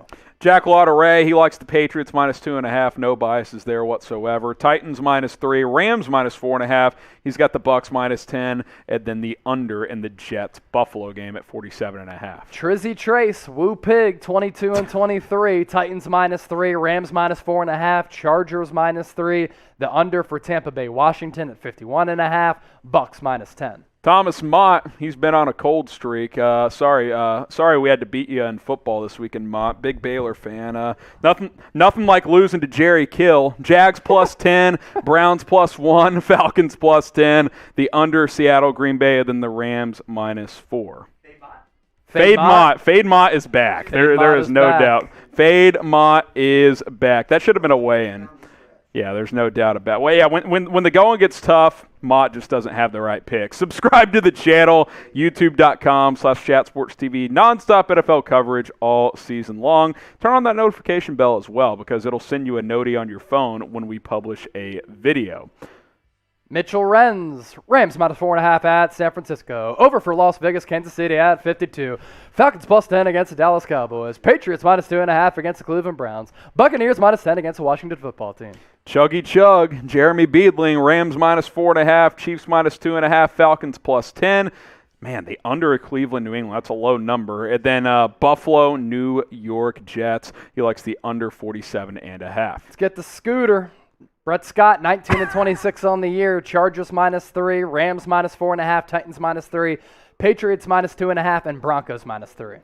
All right, Jeffrey Cooperstein, who is in second to last place. Bucks -10. He likes the over in that Raiders-Chiefs game. The under has been the play of the Chiefs recently. Seahawks +3.5. The Chargers -2.5. And then the Titans -3. Chase, can you believe that we are at the midway point of the NFL season? It always goes by quickly. September comes around, preseason football comes around. You're like, we have the entire season. We're going to be good. It's halfway so over. Much football. Yeah, we're halfway done. Brutal. College football's even later in the year. Yeah, for real. You hate to see it. But plenty of football to be played. Be sure to get going with our sportsbook partner, BetUS, chatsports.com/bet. Promo code chat125. And again, for you new BetUS customers, once you place a bet, email us jersey@chatsports.com, and we will hook you guys up with a brand new jersey. We'll be back next week with our Week 11 picks against the spread, so don't miss it. All right, better record this week. Chase, Harry, Sam, we're about to sign this thing off. Yeah, we got to get out of here. Yeah, we got some Thursday night football to watch. I should check the line on that one. It was only Baltimore -7.5 against Miami. Miami sucks. Interesting.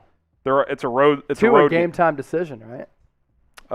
Surely we'll know by now. Yeah. We should know by now. So yeah, I'm gonna have to look into doing that. a show for 2.5 hours. It's -9 now. I should have got it 7.5, dude.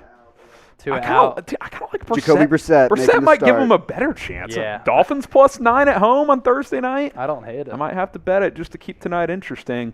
I should have gotten in early at the day at 7.5. Sam and I, by the way, Chase, before we sign off, we gassed the over in the college game tonight. Pitt, North Carolina, 71.5. That might reach at halftime. Let's ride. Let's go. Dude, that's gonna Kenny be a good Pickett, one. Sam Howell, let's ride. And by the way, Harrison, my egregious parlay for the day. Yep. Still alive. All right. Well, there you have it. We'll be back next week. Shout out to producer Sam Brown. Chase and I guys. always rocking and rolling with y'all, the content daddies, the entire Chat Sports team. Shout out to you, and we will see you guys next week.